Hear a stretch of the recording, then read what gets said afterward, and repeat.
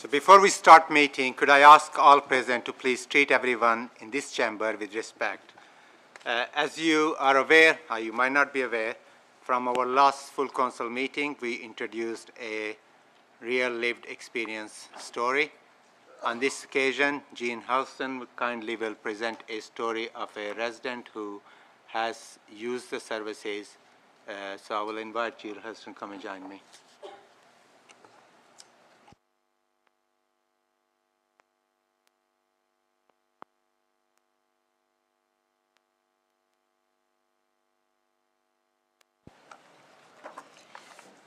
These are not my words. They're the lived experience of a person who has been homeless. You may find it helpful to either close your eyes or look down and engross yourselves in the words. I was once one of the many lost souls that we see up and down the country on every town and city. I found myself homeless many times in my 20s and 30s with no understanding of why this kept happening. It was probably because of my use of alcohol and Class A drugs. I asked myself, why did I end up in prison 12 times? My first sentence, aged 20, and released from my last prison sentence in 2015 at the age of 40. 20 years were lost to addiction, 20 years destroying everything and everyone that I came into contact with. Professionals had little understanding, although over the past 10 years, trauma-informed person-centered care has come on leaps and bounds in understanding people like myself. They thought I had a choice in what I did and how I lived. But who would choose to lose everything and everyone, time and time again?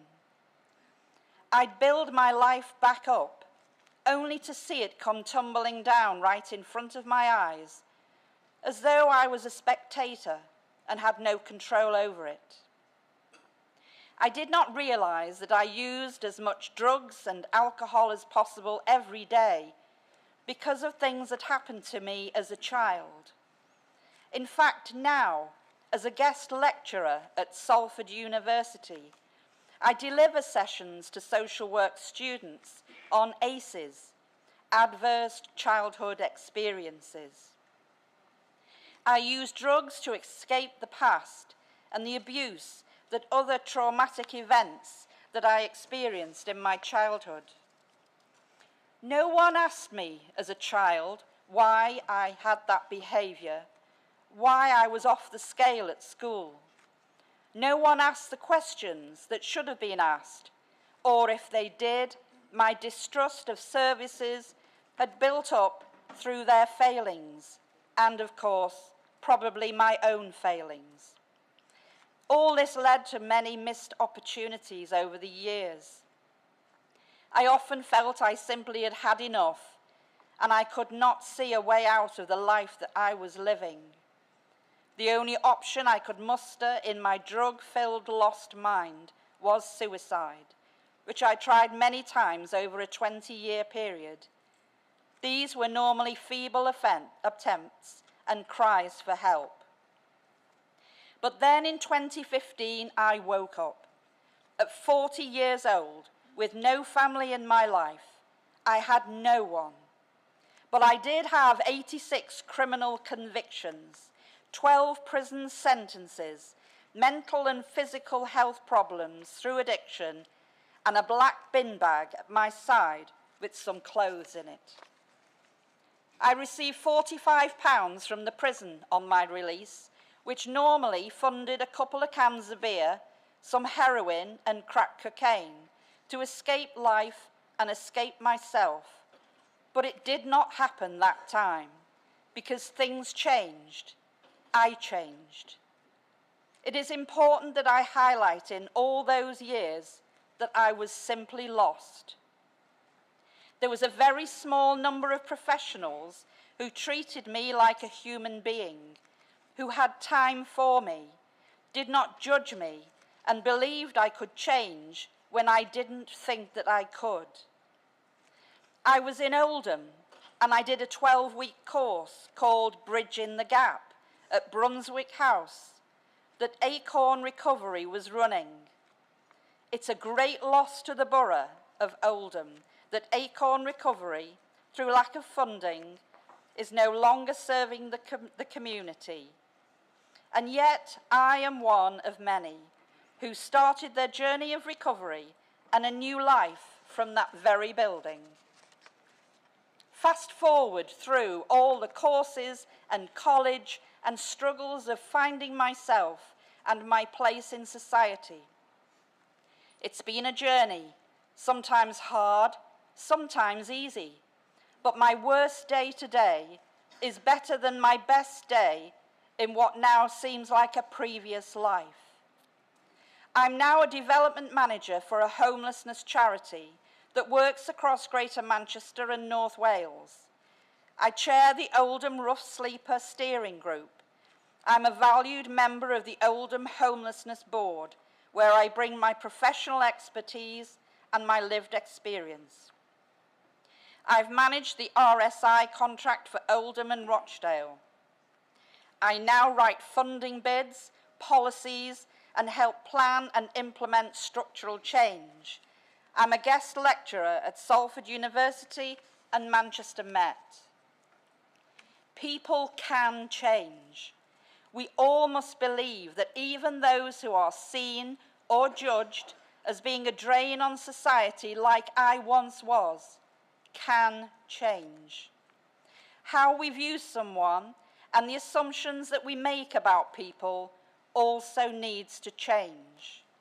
There is a story behind every lost individual that is often full of trauma, grief, and loss that would break most people. I give thanks to the small number of people who made time to help me and treat me like a human being, who gave me encouragement, support, and believed in me when I could not even believe in myself. Each of those people played a part in my journey to become who I am today. It takes courage to face your past, to make amends for terrible, destructive behavior, and to find forgiveness for myself so that I, in turn, can forgive others. I'm not special because there are many others out there like me. You will see them today and tomorrow. Don't simply pass them by. Thank you very much. Thank you, Jean, for coming here and speaking someone's words. And can you say thank you to the person on behalf of this chamber for having a courage to write this for us? And the idea of bringing this story is that you are us as a policy makers, decision makers. When we're making decisions, we should think about how they can have a positive or negative impact on someone's life. And that should be our core purpose of this council. Now you have 1 minute to reflect, pray, or whichever way you want to use that 1 minute before we start the formal business.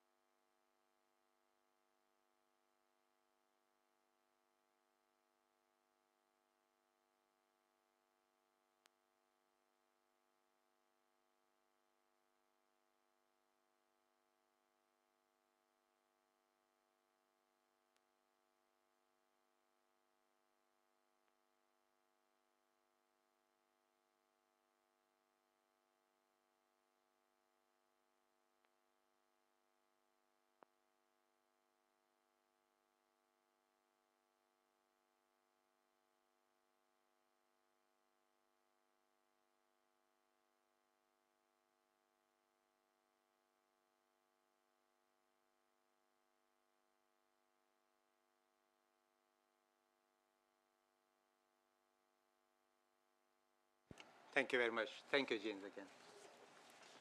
If members wish to remove the jackets, they may do so. May I remind members and members of the public that meeting will be streamed live on a webcast from the Council's website. The Council has a commitment to conduct its full Council business in an environment that is welcoming, secure and safe for members, employees and visitors. It is important that meetings are conducted in a safe and fair manner. All persons present at meetings should be treated with courtesy and respect. This includes members of the public, elected member, employees and visitors. Behaviors, languages or actions that impact public safety, cause disruption or adjournment to the course of the business at meetings are not acceptable.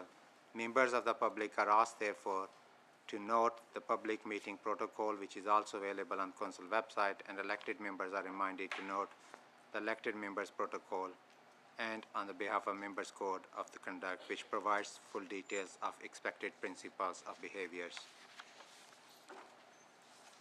Item 1, apologies. I have received apologies for absence from Councillor Ball, Councillor Goodwin and Councillor Harkness. Item 2, is Council agreed that the Council meetings from the meeting held on 24th of May 2023 are approved? Thank you. Item 3, declarations of interest. Are there any declarations of interest from the members in respect of matters to be determined by the Council at this meeting? Can members declare any matters to the meeting? Councillor Sykes?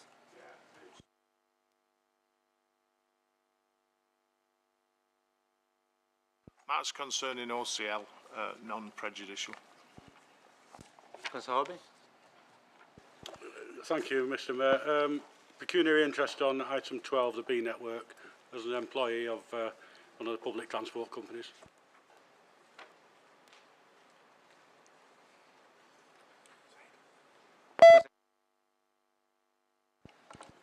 I think it's a pecuniary interest in item number 10, the Conservative motion, as an employee of Co-op Funeral Care.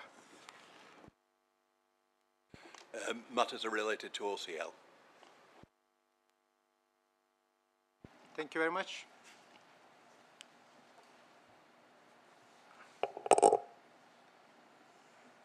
Urgent business. There are no items of urgent business.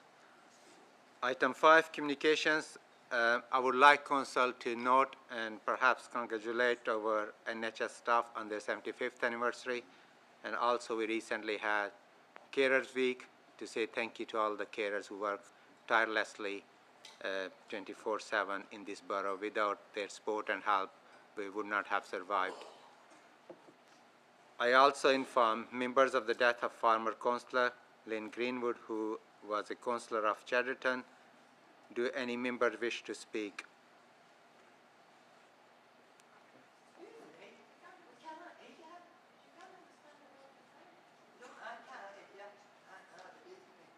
Okay, I will try to get a bit closer. Does that help? Councillor Sykes? Yes, thank you, Madam Mayor. I'd like to say a few words in tribute to... Mr Mayor, oh, 100 quid. Yeah, Sorry, did you mean Mr. Mayor? I'm sure that's what I meant, Mr Mayor. It's even what I've written down here and underlined it. Do not forget, Mr Mayor, it says. I'd like to say a few words in tribute to former councillor Lynn Greenwood. Lynn was a councillor who gave 4 years service to our borough. She chaired the Leisure Services Committee between 92 and 95. She served on the Development Services Committee and the Policy Committee, where I was lucky enough to get to know her a little bit during those meetings. I probably got to know her better through her husband Jim, actually, and she's the only person I've ever seen silence him permanently until it was time for him to be allowed to speak again. And if anybody knows Lynn, they'll know exactly what I'm talking about.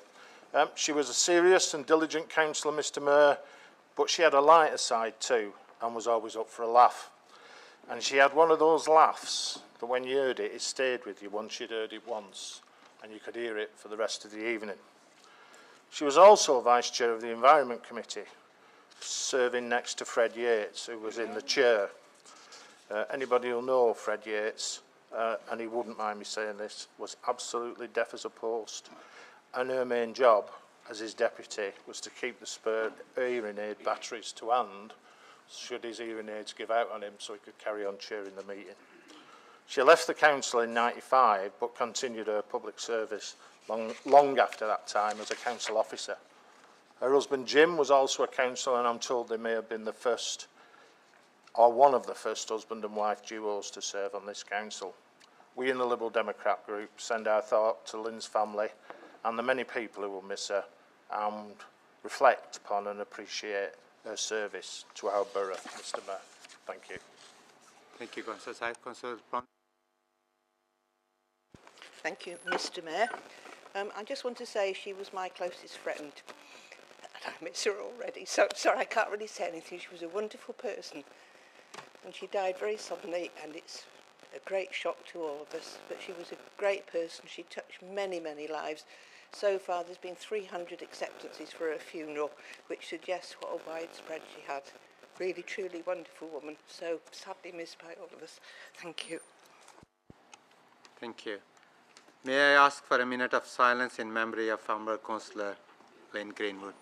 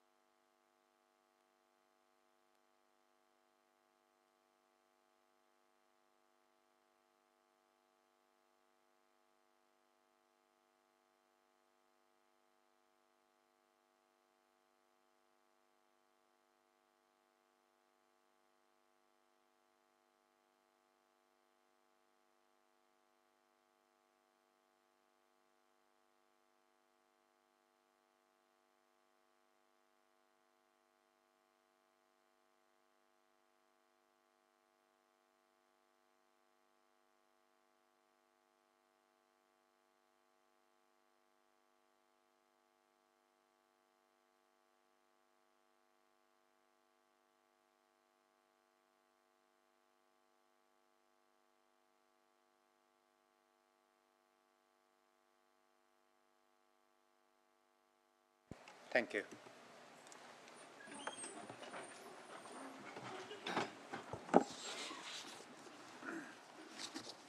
Can you hear me okay now? In the back there? Thank you. Okay. No problem.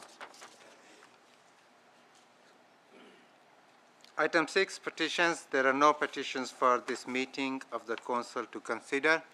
Youth Council.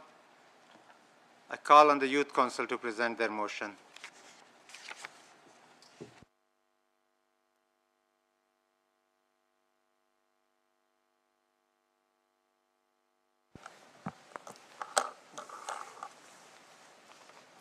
Good evening, and thank you for hearing our motion tonight. My name is Isaac Quinn, and I am the Chair of the Oldham Youth Council.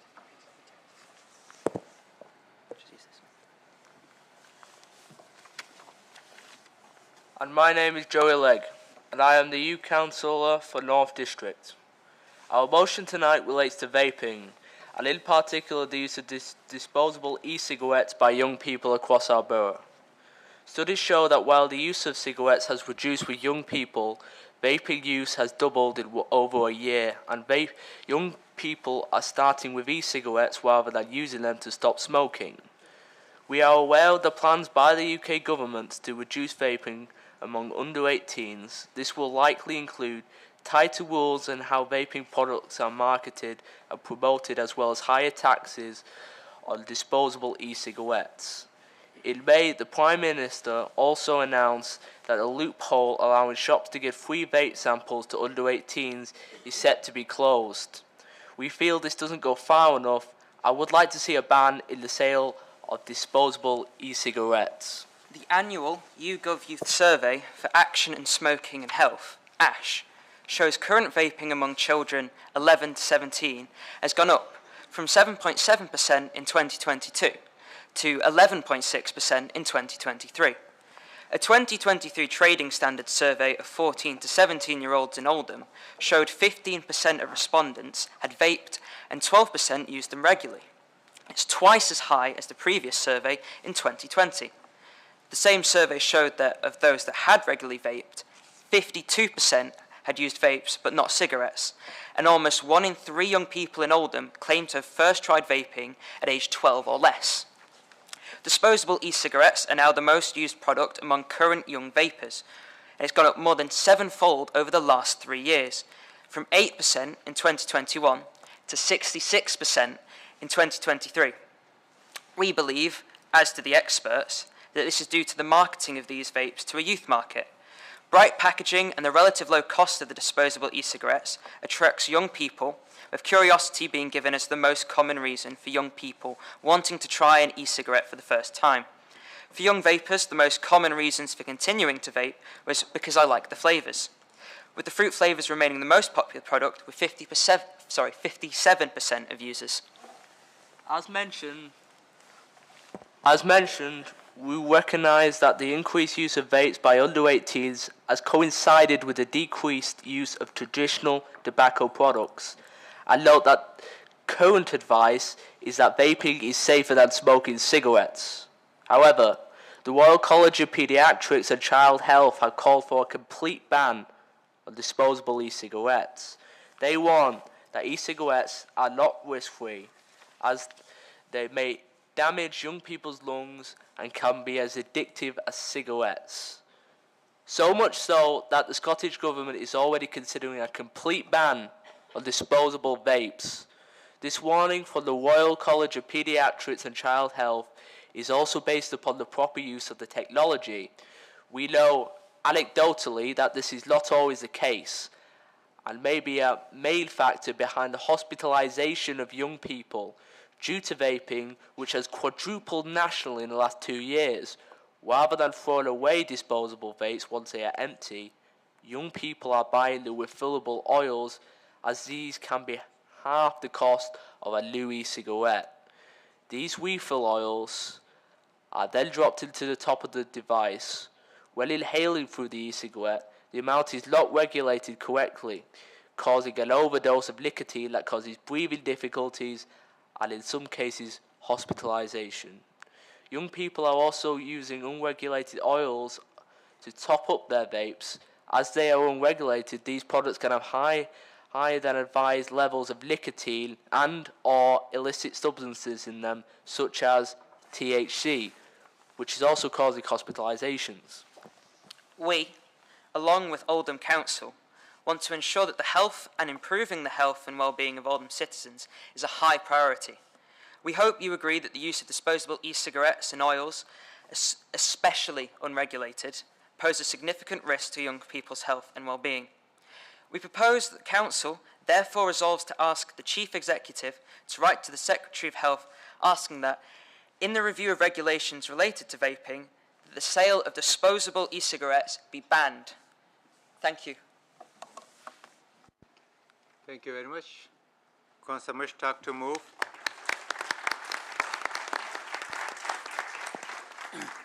Thank you, Mr. Mayor. I'd like to thank Isaac and Joey for bringing the motion to Council. You have articulated very well the argument for banning disposable vapes. As always, I think members across the Chamber will agree that an ask directly from our young people is so much more impactful than an ask from the adults in the room.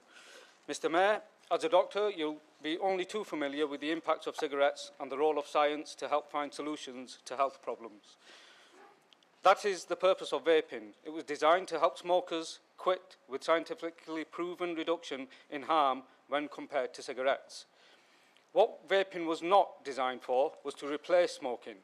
The idea was to use the vape to reduce and eventually stop smoking. The smoker was then supposed to stop vaping. However, vaping has ended up simply replacing smoking. Where young people are concerned, and as the motion points out, vaping is not being used as a tool to help quit smoking. To the contrary, it has become the new smoking. More dangerous than the act of vaping itself is the culture and thinking that has led to such an increase in young people taking it up. It's been widely accepted by young people, businesses, some politicians, even parents, that I'd rather the young person was vaping than smoking. Once a culture of acceptance has been created, it enables young people and those looking to profit from this to explore ways of achieving highs through these devices by adding oils and cannabis derivatives, again highlighted by the motion. We have already seen young people in Oldham hospitalised because of vaping and experimentation with add-ons. What we don't know, Mr. Mayor, is the long-term effects this is having on the health of our young people.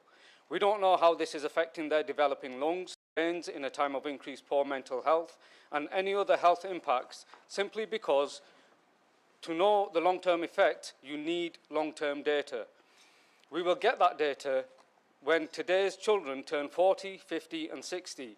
But by then, it'll be too late for them and probably too late for the next generation.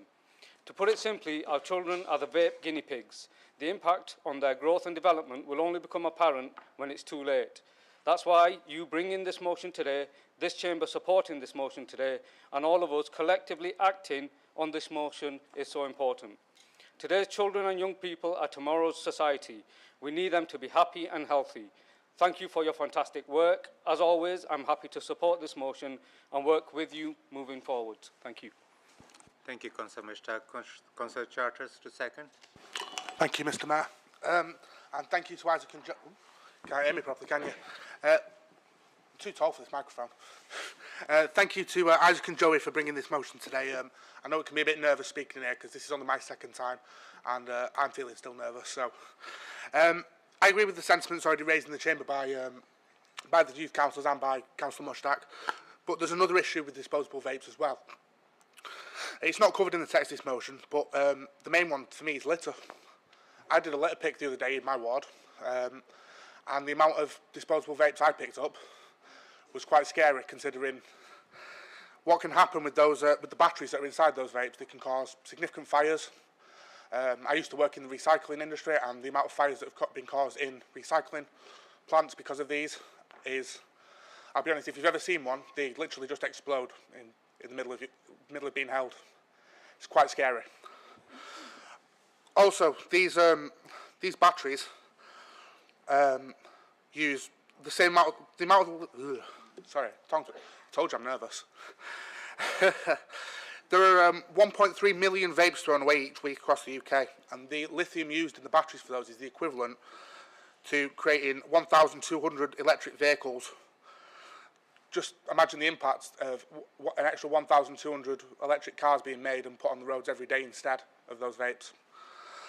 I'm asking the rest of the council to support this motion alongside the Youth Council, and alongside Councillor Mushtaq, I'm willing to help with whatever you guys need to move forward on this, and I second the motion, Mr. Mayor.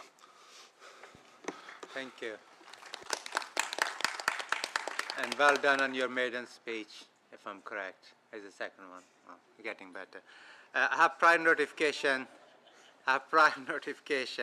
from members who wish to speak. So I have Councillor Arnott first. Thank you, Mr. Mayor. So, first time since you're in the chair, I don't want to make that mistake. Okay, I'd like to congratulate the members of the Youth Council bringing this subject to us, and I want to speak because it was something I intended to do later on in the year. So you've kind of stole my thunder and probably done a better job than I'll do anyway. So well done to you on that one. I'm one of those really annoying people. I don't mean Tories, I mean former smokers. Okay, so I use one of these. It's called a Vuse. It's a little charging unit, and in there there's a little capsule, and it's got vegetable oil and a little bit of nicotine in it. And I used that to give up smoking 18 months ago. 18 months ago, I was smoking about 50 cigarettes a day at a cost of somewhere between £10,000 and £12,000 a year.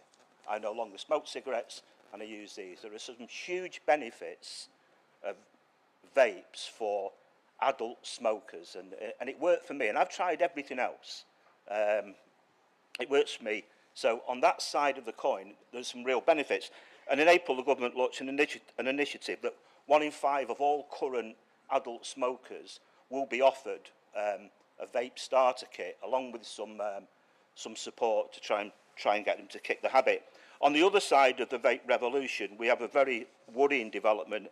Young people who are taking up vaping who have not previously smoked tobacco, and the motion so ably presented by the members of the Youth Council tonight outlines the concerns around that practice. There is no doubt manufacturers and retailers are marketing their products towards the youth market with cheap, brightly coloured, exotically flavoured offerings. Indeed, on Saturday afternoon,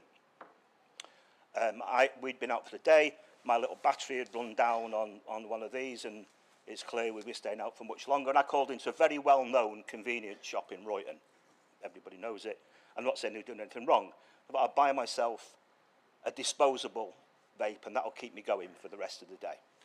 So, as usual, there's a whole wall covered with God knows how many brands and how many flavours, and they're all reds, orange and greens, and there's a choice of hundreds. And I simply asked for a tobacco-flavoured one.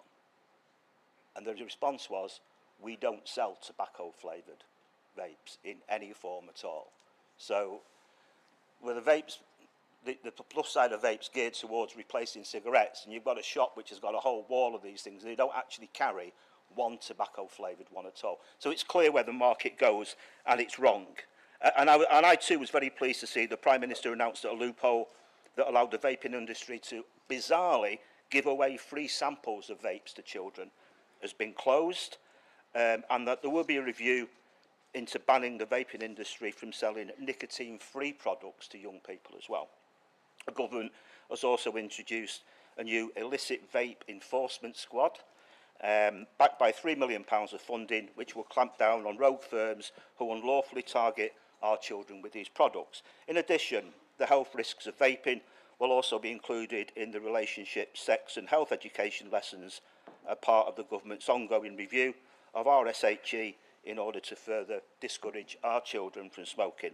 There are real benefits to vaping for addicted adult smokers, but there are some real concerns about this as well, and these have been highlighted. You've done very well to bring this to Council. You presented it very well. You should be commended it for it. Well done. Thank you. Councillor Hambler. Thank you, Mr. Mayor. I won't go over what's been said tonight. I think there's some excellent points, and thank you very much to Isaac and Joey for presenting this motion as well. I'm just going to go into a couple of points as well. As many know, the problem in some parts is the fact that premises selling vapes are currently unlicensed, and the government needs to do a little bit more on this to bring the legislation up to date, as it's hard as an authority to balance between promoting better options for people's health, as brilliantly eloquently brought by Councillor Arnott over there, in terms of promoting the options for people's health and lifestyles, whilst having inadequate regulations and sometimes dangerous chemicals being sold, especially to those under 18 and who may have underlying health conditions, be it cardiac or respiratory. I recently spoke to our public health officers just yesterday who said they found that disposable vapes are harder to tamper with, but that doesn't mean it doesn't happen. And they still would prefer people to use disposable vapes because it's much better than actually smoking in your tar and your ash from an actual cigarette. Although this has been highlighted this evening that of course disposable vapes can be tampered with oils from THC and other chemicals. Despite this, this is still a better option than smoking. I also understand that the bright packaging, which is something that is a conundrum, as is attractive and sells, but also makes them very visible, which Councillor Charles has also highlighted, has pointed out, just makes it really easy to find in the underbrush when you're litter picking. But I will also support that the branding needs to change so that those who have never smoked don't need to use them. So it's not that latest fad of today. But I do support this motion in its entirety, and I think more can be done to ensure that people do not suffer the disastrous consequences regarding unregulated vaping, and this would be ideal for the new Adult Social Care and Health Scrutiny Board to look at in detail for the future. So thank you very much to you guys from the Youth Council, and thank you very much. Thank you very much. We got only 3 minutes left on this item, so very quickly, Councillor Morse. Thank you, Mr. Mayor, and thank you, the Youth Council and the officers who support them in bringing this motion forward. I look back 5 years, and I worked with the Youth Council when they brought the motion forward originally. And if the government had acted at that time, perhaps we wouldn't be in where we are now. But we're 5 years on, and I've got an offer. As part of the overview and scrutiny role that I hold, we're wanting to set up a workshop to look at vaping, particularly among young people, and I'd welcome the Youth Council in joining us in those meetings. So thank you again. Thank you. Thank you. Councillor Mishtak, you do have right of reply, but you don't have to use it. Okay. Thank you. Are the recommendations agreed? Okay, any abstentions? Thank you. Thank you very much. Keep up your good work.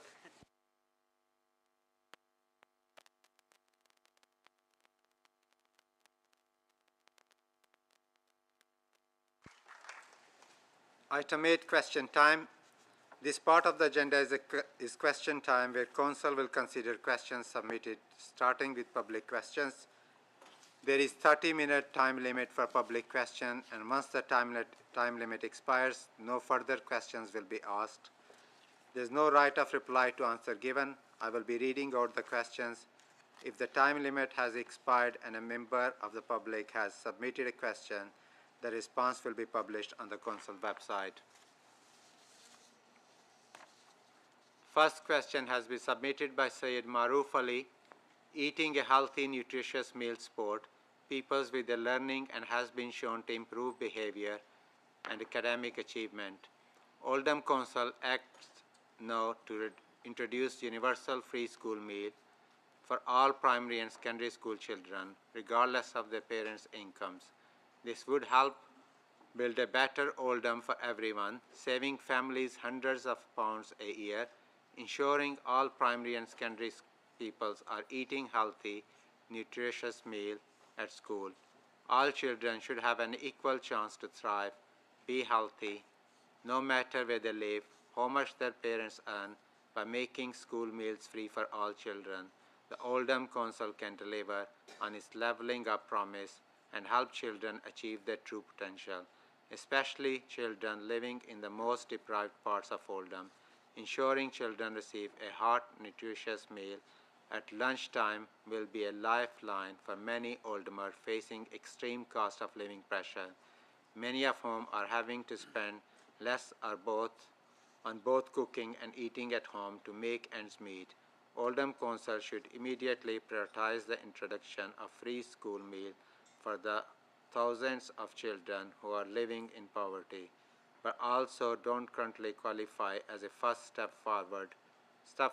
towards rolling out free school meals to all children in primary and secondary school in September. I hope the councillors in Chamber will support these recommendations and discuss this matter in the next individual political party meeting and cabinet meetings, so that every child in primary and secondary school receives free school meal. I call upon Councillor Ali to reply. Thank you, Mr. Mayor, and thank you to Syed Maroof Ali for his question.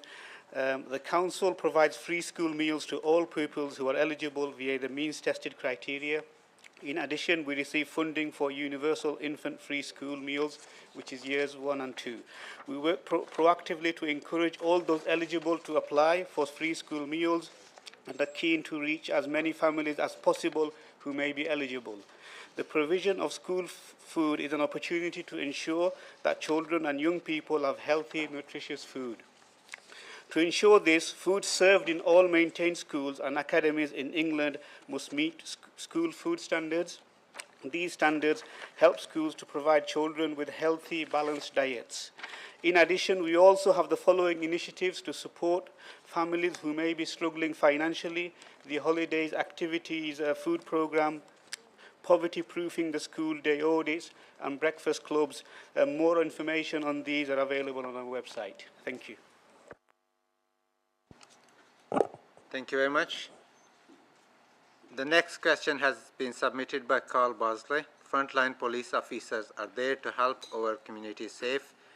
They are comprised of our neighbors, friends, relatives that face the daily dangers of patrolling our streets to keep us safe. Sadly, some police officers do not make it home and are killed in line of duty. It is why many were shocked to read in the Mail on Sunday that Oldham politicians, leader, deputy leader of the council in particular, have been openly photographed celebrating with a convicted criminal who was a getaway driver for the infamous cop killer Dale Cregan. Could the relevant cabinet member please clarify whether such associations are appropriate and whether they agree that such public associations only damage but little trust the public have for those running the council. I call upon Councillor Shah to reply. Thank you, Mr Mayor, and thank you to Mr Bardsley, which I'd like to point is an unsuccessful Conservative candidate for Chatterton North in the recent local elections for his question. I'll refer the questioner to the answer to this question that I already gave at the full council meeting in December 2019. Thank you. The next question is from Julie Haywood. In the lead-up to the Mayor's Council election, the Labour Party complained of hate speech and homophobia following a councillor's literature opposing LGBTQ+ education in schools. More recently, Zai Chauhan, the new Mayor, recently stated Great Britain is called the Great Britain because it is great people who coexist together, people from different backgrounds, people from different faiths, from different religions. They all come together in a town historically divided. The Labour Party positions should be applauded, and hopefully the council leader and her cabinet will back up their words with actions. Therefore, will Arusha, in her capacity as leader of Oldham Council, join Oldham Pride March and support Oldham's LGBTQ+ community? Will Dr. Chauhan, in his capacity as Mayor of Oldham, join Oldham's Pride March and support Oldham's LGBTQ+ community? Will Mohan Ali, in his capacity as Cabinet Member for Education and Skills, join Oldham's Pride March and support Oldham's LGBTQ+ community? Will Arusha's Oldham Council confirm that every member of our Cabinet is committed to the rights of Oldham's LGBT+ community?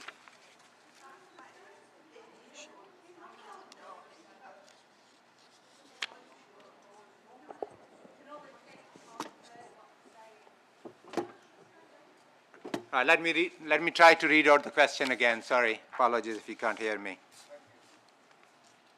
The next question is from Julie Haywood. In the lead up to May's council election, the Labour Party complained of hate speech and homophobia following a council's literature opposing LGBTQ+ education in schools. More recently, Zai Chauhan, the new mayor, recently stated Great Britain is called Great Britain because it has great people who coexist together, people from different backgrounds, people from different faiths, people from different religions. They all come together in a town historically divided. The Labour Party's position should be applauded, and hopefully the council leader and her cabinet will back up their words with actions. Therefore, number 1, will Arusha, in her capacity as leader of Oldham Council, join Oldham's Pride March and support Oldham's LGBTQ+ community? Will Dr. Chauhan, in his capacity as Mayor of Oldham, join Oldham's Pride March and support Oldham's LGBTQ+ community? Number 3, will Mohan Ali, in his capacity as Cabinet Member for Education and Skills, join Oldham's Pride March and support Oldham's LGBTQ+ community? With number 4, will Arusha's Oldham Council confirm that every member of our Cabinet is committed to the rights of Oldham's LGBT+ community? As the Mayor, Dr. Chauhan rightly referenced, Oldham is a town in Great Britain. Great Britain is an inclusive society where we do not discriminate against people because of their sexuality. Will our town's leaders join Oldham Pride in fight against homophobia? I call upon Councillor Mushtaq to reply. Thank you, Mr Mayor. Mr Mayor, I've never been in front of the Standards Committee, so if what I'm about to say lands me there under your watch, I apologise in advance, as you are my friend and ward colleague. I challenge the premise, the origins, the ideology and the genesis of this question. It names only Muslim councillors in a pathetic and failed attempt to divide. Let's be clear, this question does not stand up for the LGBTQ+ community. It does not stand up for Oldham Pride, but most importantly, it does not stand up for the values of a liberal democracy. Councillor Mushtaq, it will be helpful if you answer the question. I'm getting to it. Mr Mayor, you speak of Great Britain, of Britain being great, and that is exactly what this question is directly attacking. The greatness of this great nation. Why are we referred to as in the Western world as a nation seen as a leader of the free world and a leader in the free world? It's because questions like this can be asked.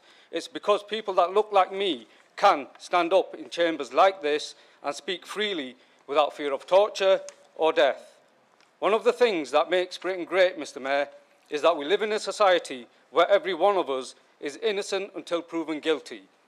The question, Mr. Mayor, is a direct attack on that fundamental premise upon which our free society is built. Mr. Mayor, this question is effectively accusing you and others of being guilty, insinuating that because of your faith, culture, appearance and the way of life, you are anti-LGBTQ+, even homophobic, and demanding that you prove your innocence. They know, Mr. Mayor, that when you treat your patients in your capacity as a GP, you do not treat them on the grounds of their race, gender, no, Councillor Mishtak, when I'm speaking, please don't speak. Can you withdraw your words? Because it's not accusing the question. Question is asking. No, I said insinuating. Okay. Withdraw your words. That's the word. You're asking the question. Please withdraw your words. I did say that whether you're my friend, colleague, this side or that side, everyone will be treated fairly. So. Yeah, no, that's fine. They know. They know you that might not clap later on, you know. Mr. Mayor, when you treat your patients in your capacity as a GP, you do not treat them on the grounds of their race, gender or sexuality. You treat them all equally, based on their need. They know that Councillor Ruth Shah leads a borough that is proudly diverse and represents all communities within the borough. They know that Councillor Mohan Ali, as Cabinet Member for Education, works hard. Sorry, you're out of the time, Councillor Mishtak. Am I? Yes, apologies. You get the point. Thank you very much. No, I... Point of order, Mr. Mayor. Point of order, Mr. Mayor. Can I have a point of order, Mr. Mayor? What is the point of order, Councillor? I think you did ask the councillor to answer the question. I don't think he has. Well, Council is in agreement. Can I give him another 30 seconds to very briefly answer yes, no to the answer? I can read out the last line of my speech. Yes, please. Mr. Mayor. Please let him speak, please. I reject the premise of the question and I reject the question. Thank you.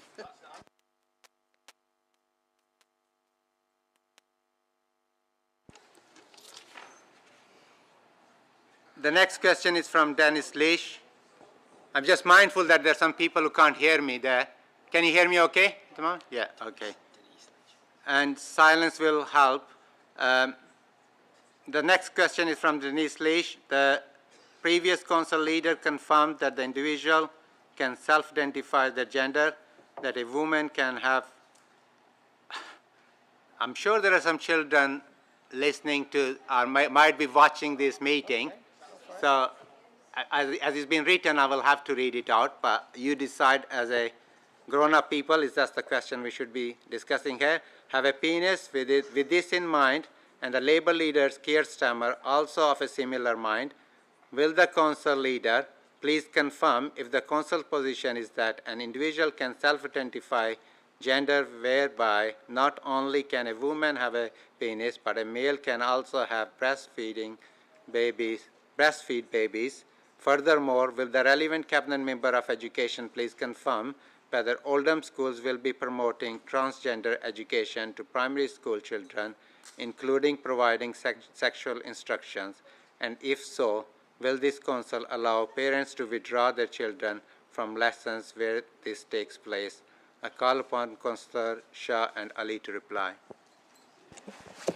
Thank you, Mr. Mayor. And as well as children in the audience, there is a trans woman in the audience too, so I would like to apologise if this question or any question has posed any offence.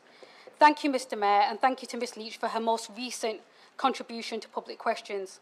I have to say, I was surprised at some of the statements made in this question, as I can find no evidence whatsoever of any of this being true. For example,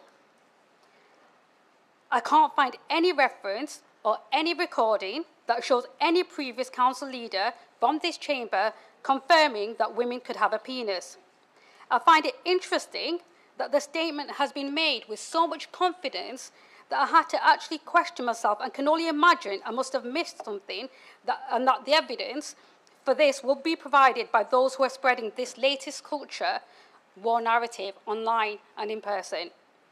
As to the main body of the question, as the questioner well knows, there is a difference between somebody's sex and somebody's gender identity. Our policies here in Oldham are that we comply with the Equality Act in offering the required protections for both the characteristic of sex and, separately, of gender reassignment. On the issue of transgender education, I will ask my colleague and Cabinet Member for Education, Councillor Ali, to answer. Thank you, Mr Mayor. Okay, thank you. Yep.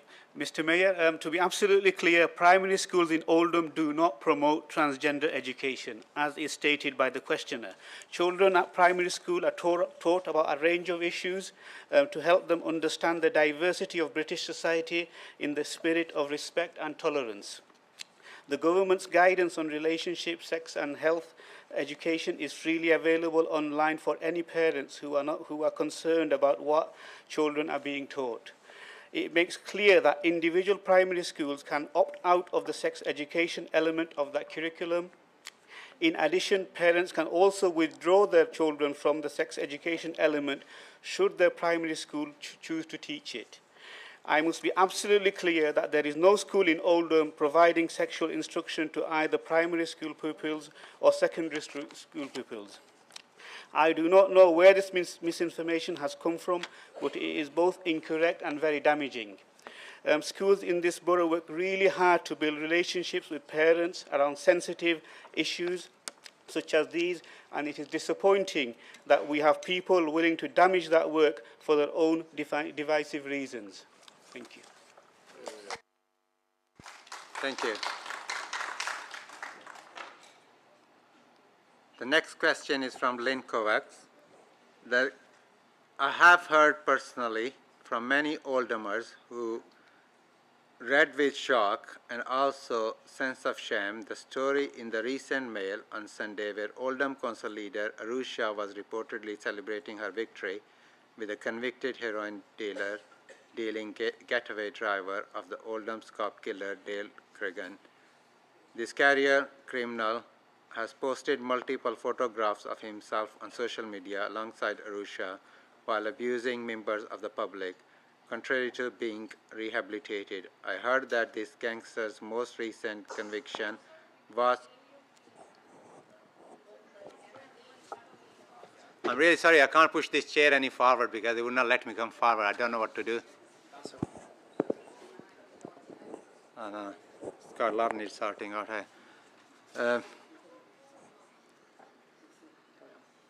I'll repeat the question. This career criminal has posted multiple photographs of himself on social media alongside Arusha was abusing members of the public, contrary to being rehabilitated. I heard that this gangster's most recent conviction was on the very morning of the voting count, 5th April, and who was actually at the count in the Civic chambers. Arusha has previously described Muhammad Imran Ali, or Irish Amy as he likes to call himself, as a childhood friend, and then later changed her reply to knowing him as a family friend. The people of Oldham deserve an explanation. This is in the public interest. Just what exactly is Arusha's relationship with the one-time Viagra and steroid salesman, so there is no confusion in the future. I call upon Councillor Shah to reply. Thank you, Mr Mayor. And I think the public would also like to know the premise of this question. So I would like to thank the former Conservative campaigner and former Conservative candidate, Ms Kovacs, for her latest public question. Again, Mr Mayor, I would refer this questioner to the response I gave to full council in December 2019. Thank you, Mr Mayor.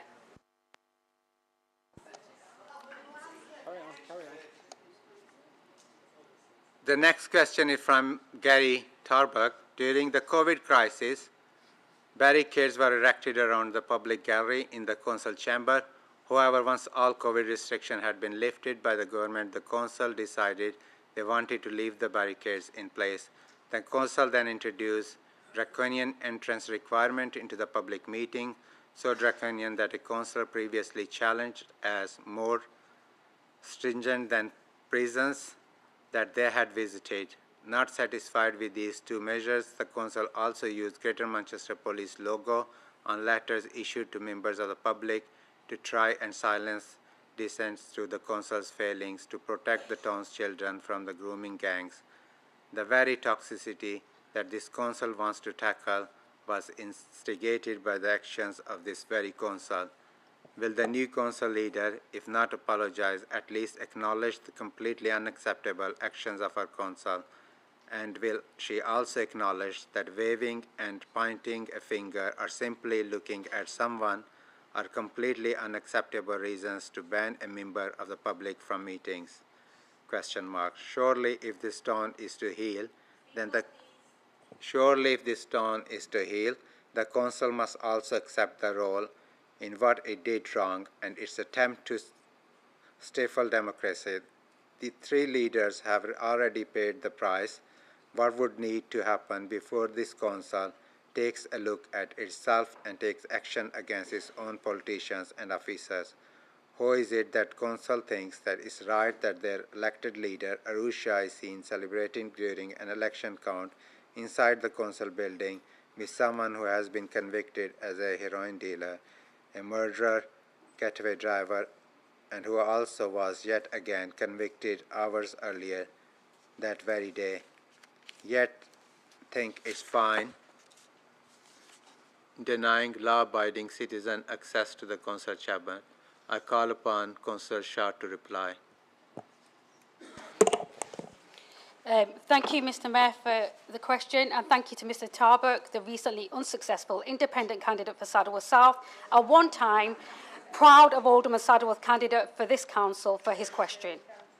Mr Tarbuck provides an interesting, although not quite accurate, description of the security and health protection measures that we have had in place to protect our staff, elected members and the public over the last few years.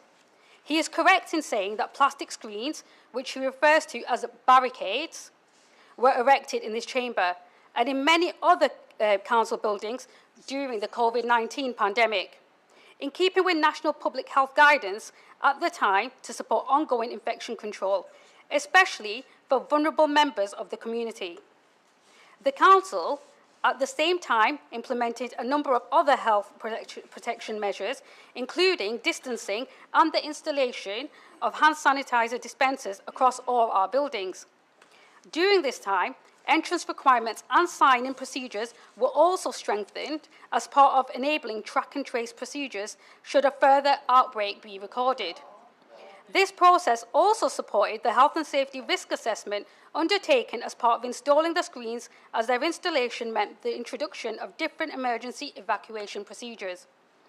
Aside from our actions to protect people during the pandemic, it is incredibly unfortunate that the behaviour of a small number of people at council meetings last year have led the council to have to take firm action against those who choose to shout obscene and abusive things at elected members and at staff, against those who damage public property and against those who assault council staff.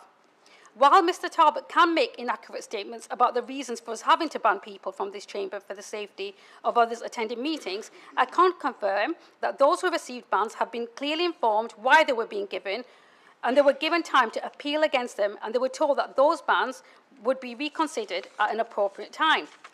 I can also confirm that those decisions were made in the interest of safety and safety only.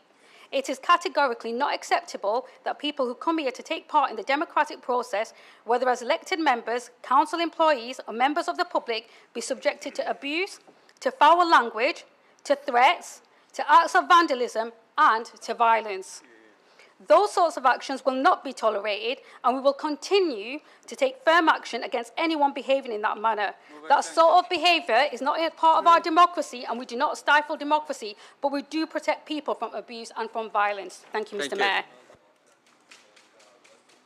The next question is from David Els. Don't Trash Oldham is rightly one of the council's leading flagship projects. One of the key concerns of Oldhamers is fly tipping and appalling state of some of our streets. Can the leader of the council therefore explain why she is being photographed celebrating her election victory at home of a man who was fined for trashing Oldham? Does she accept how this looks to those of us who care deeply about this issue? And will she apologize to the people of our town for her indiscretion? I call upon Councillor Shah to reply. Thank you, Mr. Mayor, and thank you to Mr. Els for his question. I've no idea who or what this question is referring to, but I would like to say that surely even I cannot be expected to know and memorise the names of every single person who has ever been fined or prosecuted by the council. However, I can say that without any exception, I fully support the prosecution of anyone who fly tips, litters, or commits other environmental crimes in our borough. That's why we've recently established a new environmental crime team so that we can take action against as many offenders as possible. My commitment to our Don't Trash Oldham approach is absolute. We will work to clean up and transform neighbourhoods, and we will work to take action against anyone who blights our great borough. Thank you, Mr. Mayor. The next question is from Hannah Roberts. Data from the Rivers Trust shows that in 2022, raw sewage was discharged from 17 locations in 537 separate spills for a total of 4,703 hours across Oldham East and Saddleworth. In Saddleworth, discharges were reported along the River Thames at Clifton Home, Delph New Road, Station Approach, Dep Cross New Road, Greenfield and Woodbrook Road. The Conservative government has not only allowed this to happen, it voted down the Labour attempts to make these privatised water companies clean up our streams and river. United Utilities is responsible for keeping our rivers clean, but despite paying out $300 million to shareholders, plan to add the cost onto all our water bills. Does the leader of the council agree that it is unacceptable for United Utilities to continue to discharge raw sewage in our waterways, and will she raise residents' concerns with United Utilities and ask for an urgent plan to stop this happening and to pay for the cleanup out of their profits rather than asking residents to pay more? I call upon Councillor Taylor to reply. Thank you, Mr. Mayor, and thank you to Hannah Roberts for her question. I hope that we would all agree that it is an absolute national disgrace that raw, untreated sewage is being allowed to enter our beautiful waterways, damaging wildlife and ruining our rivers, lakes and seas. I'm appalled that here in Oldham, we are being used as a free dumping ground for the waste of private companies who, while they are destroying our waterways with sewage, continue to make exorbitant profits and pay outrageous amounts to their shareholders. But the biggest disgrace is that the government in Westminster is seemingly going to do nothing about it. I know that those concerns are shared and have been raised by all of our local MPs, including Jim McMahon, both in his local constituency role and also as Shadow Secretary of State for Environment, Food and Rural Affairs. Where the Council is made aware of sewage discharge or other pollution incidents, we will refer these to the Environment Agency for investigation and appropriate action. But I want to provide additional reassurance that this Council will absolutely do all that we can to make the government and the companies involved aware that they cannot and morally should not be destroying our environment for profit. Thank you very much. The next question is from Chris McManus. The Council has invested in Oldham Town Centre with events such as Ender Parades, Christmas lights, Switch On, Brass Monkeys Festival, Festival Oldham over the last few years. Oldham Council spent $136,530 on these events last year, with a further $128,910 budgeted for this year. These events are funded by the Council's Economy Service in the Place and Economic Growth Directorate. However, outlying areas in the borough have had difficulty funding their traditional events such as the Wit Walks. These being funded solely by the residents and local businesses of Saddleworth, and the Wit Friday Band Contest, this being funded by the residents, local businesses and contributions from local councillors from their councillors' allowances.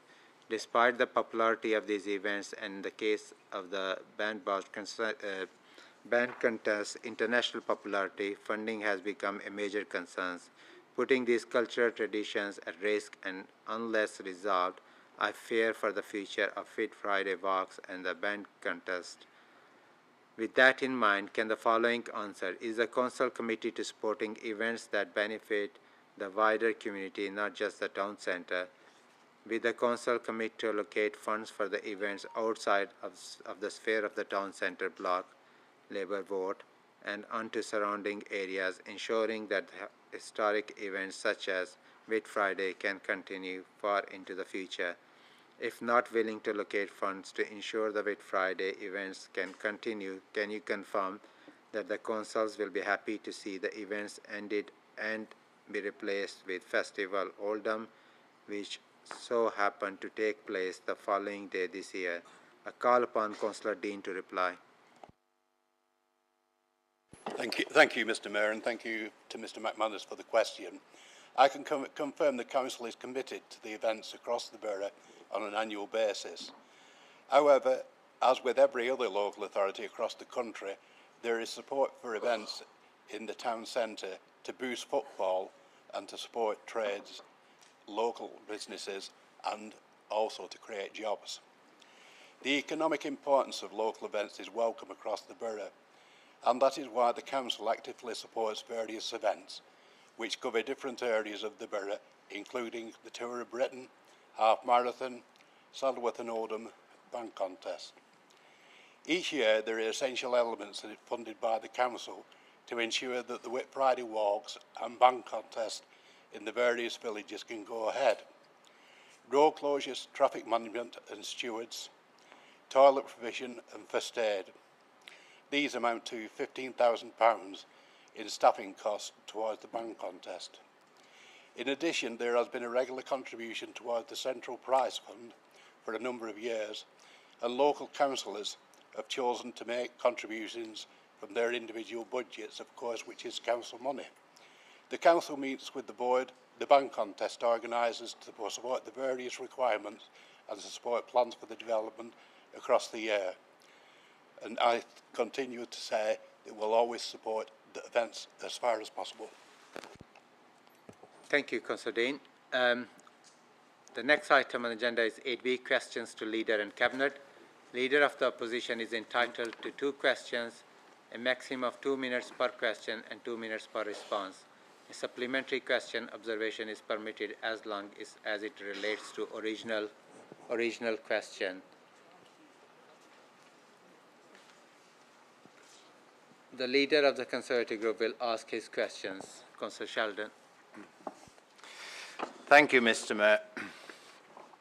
I think it is fair to say that the last few years have been tumultuous at Oldham Council, with council leaders coming and going on an annual basis. We have now had 3 leaders in the last 3 years, and with any luck, next May could bring us another one if the administration's 2-seat majority is overturned. 6 seats lost in 2021, 5 more in 22, and a further 3 in May this year. 14 seats, Mr Mayor. Just shy of a third of all Labour seats are now represented by other parties. Is this a sign that the people of Oldham feel let down by the administration? I'll let you draw your own conclusion. Does the leader have confidence in her own ability and in her administration to reverse her party's fortunes, or will she wait until they are in opposition to soul search as to why the borough continues to turn against the administration? Thank you, Mr. Mayor. Thank you, Mr Mayor, for the opportunity, and thank you from a very considerate Leader of the main opposition. I would be really panicked if we had nearly as many new Prime Ministers as their government has, but thankfully we're not in that position. I would also like to say I'm really concerned that the Leader of the main opposition used this opportunity to discuss the roadmap to my election, where I think he should be considering more, and we will not be providing the same courtesy by giving him a roadmap to how he can improve and have more members on his side of the chamber. What I'd also like to say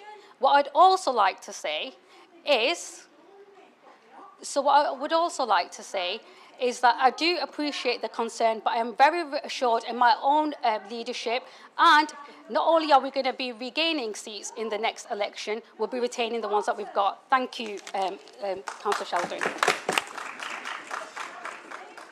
So let me explain. Please let me explain. Please let me explain. Let me explain here. So there is a limited time for the question, which is half an hour. It's half an hour. Would you please let me explain?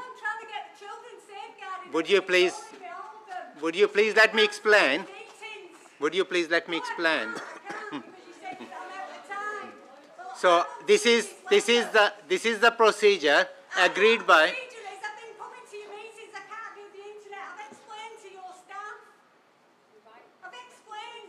I'm very happy. I'm very happy for you.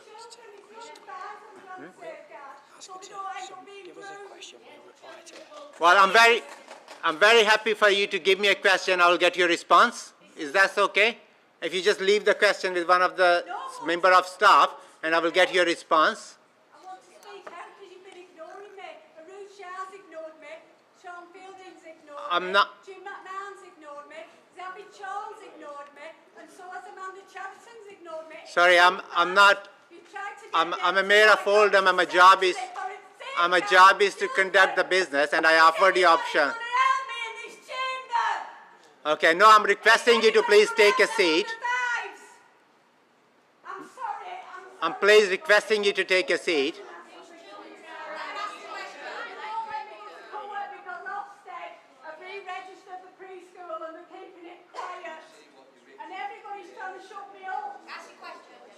Please, let me ask my question.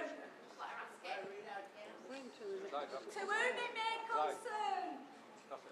That's who I've subscribed it to. May I suggest? Would you please take a seat and let me try? Would you please? Would you please take a seat and let me try to address your issue? I'm requesting you please take a seat. Would you please take a seat and let me try to look into how to help you and get your questions answered. Please, please take a seat. Please take a seat and let me try to get you. Would you please? Don't be sorry. You're right. You have right to ask the question. I'm just trying to get you. Would you mind just handing over your question to the gentleman, and I will bring it to the right officers, and I will try to get your answer before the end of meeting. Thank you.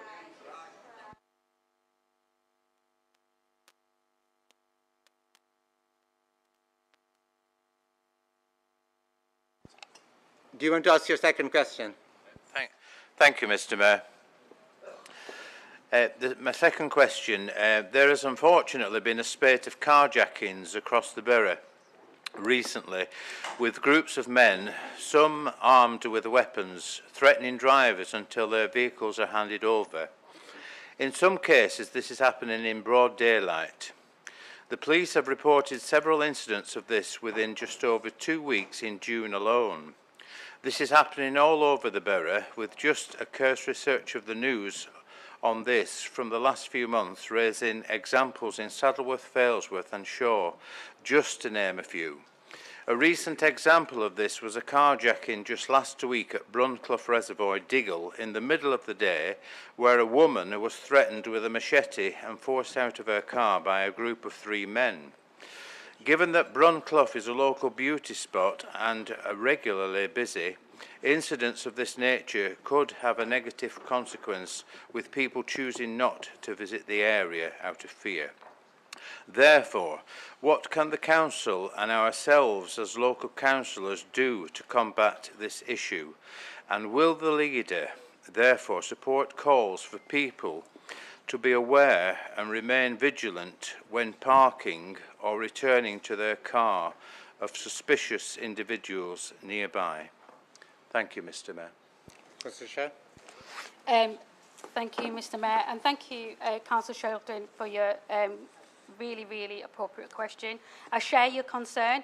I think there's a lot that we have to do. I think it's a really sad place place in society when we all have to worry about our safety and we can't enjoy spaces that are there, mainly to make sure that we get some leisure and some recreational time. I think what would be a good thing to do is we could all meet as cross-party leaders with GMP, but also with our community safety teams and see what more we can do. And I think we could also possibly, and well, actually, no, definitely, have a campaign around making people aware of some of the dangers, why they should be more vigilant. Unfortunate that they have to be, but that why they should be, and we could do a campaign around it. And I really appreciate your question. Thank you. Thank you very much. I call upon Councillor Sykes, Leader Liberal Democrat Group, to ask his question. Thank you, Mr. Mayor. This council currently has a host of vacancies to fill at senior and management level. Over the last few years, there's been an alarming level of turnover in senior positions. There has also been a number of key people leave or in the process of leaving as they approach retirement. This puts Oldham Council and Oldham in a precarious position. This crisis in senior leadership retention is bad for continuity at the top. It also affects the delivery of frontline services and the performance of staff at every level and across every department. It also creates a disconnect or no connect between senior officers and elected members of the council. At the recent induction event held for all newly elected members after the local elections, none of the senior executive team were present as promised, not one, and no alternative has been put in place or even suggested to my knowledge. The relationship starts off on the wrong foot, then it gets worse, because the turnover in the top jobs creates unstable working practices. There are meetings which change times and dates with no rhyme or reason given. Staff do not know who their line managers are not being developed, supported or managed as they should be. We talk about staff being our biggest asset. The reality is very, very different indeed. This is a cultural problem we must get to grips with. It is residents who suffer from a council constantly at odds with itself and fails to function to the best of its ability.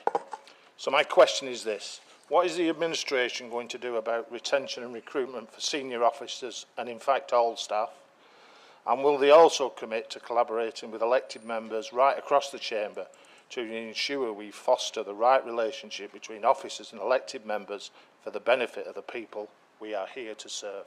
Thank you, Mr. Mayor. Councillor Thank you, Mr. Mayor, and thank you to Councillor Sykes for his question, but I do have to acknowledge, and it's an important acknowledgement, that I think both I and Councillor Sykes must be operating in parallel chambers and parallel councils, because that's not a reflection of what we do. Actually, our recruitment procedure is one where we have cross-party people in as stakeholders, cross-party people on panels, and actually I, as leader, consider having their views as leaders of the opposition really vital and quite important to make sure that everything is reflected and that we are having a broad range of people that we come forward to and that we can all unite behind to do the work, the most important work, and that is, like Councillor Sykes said, responding and improving the lives of our residents.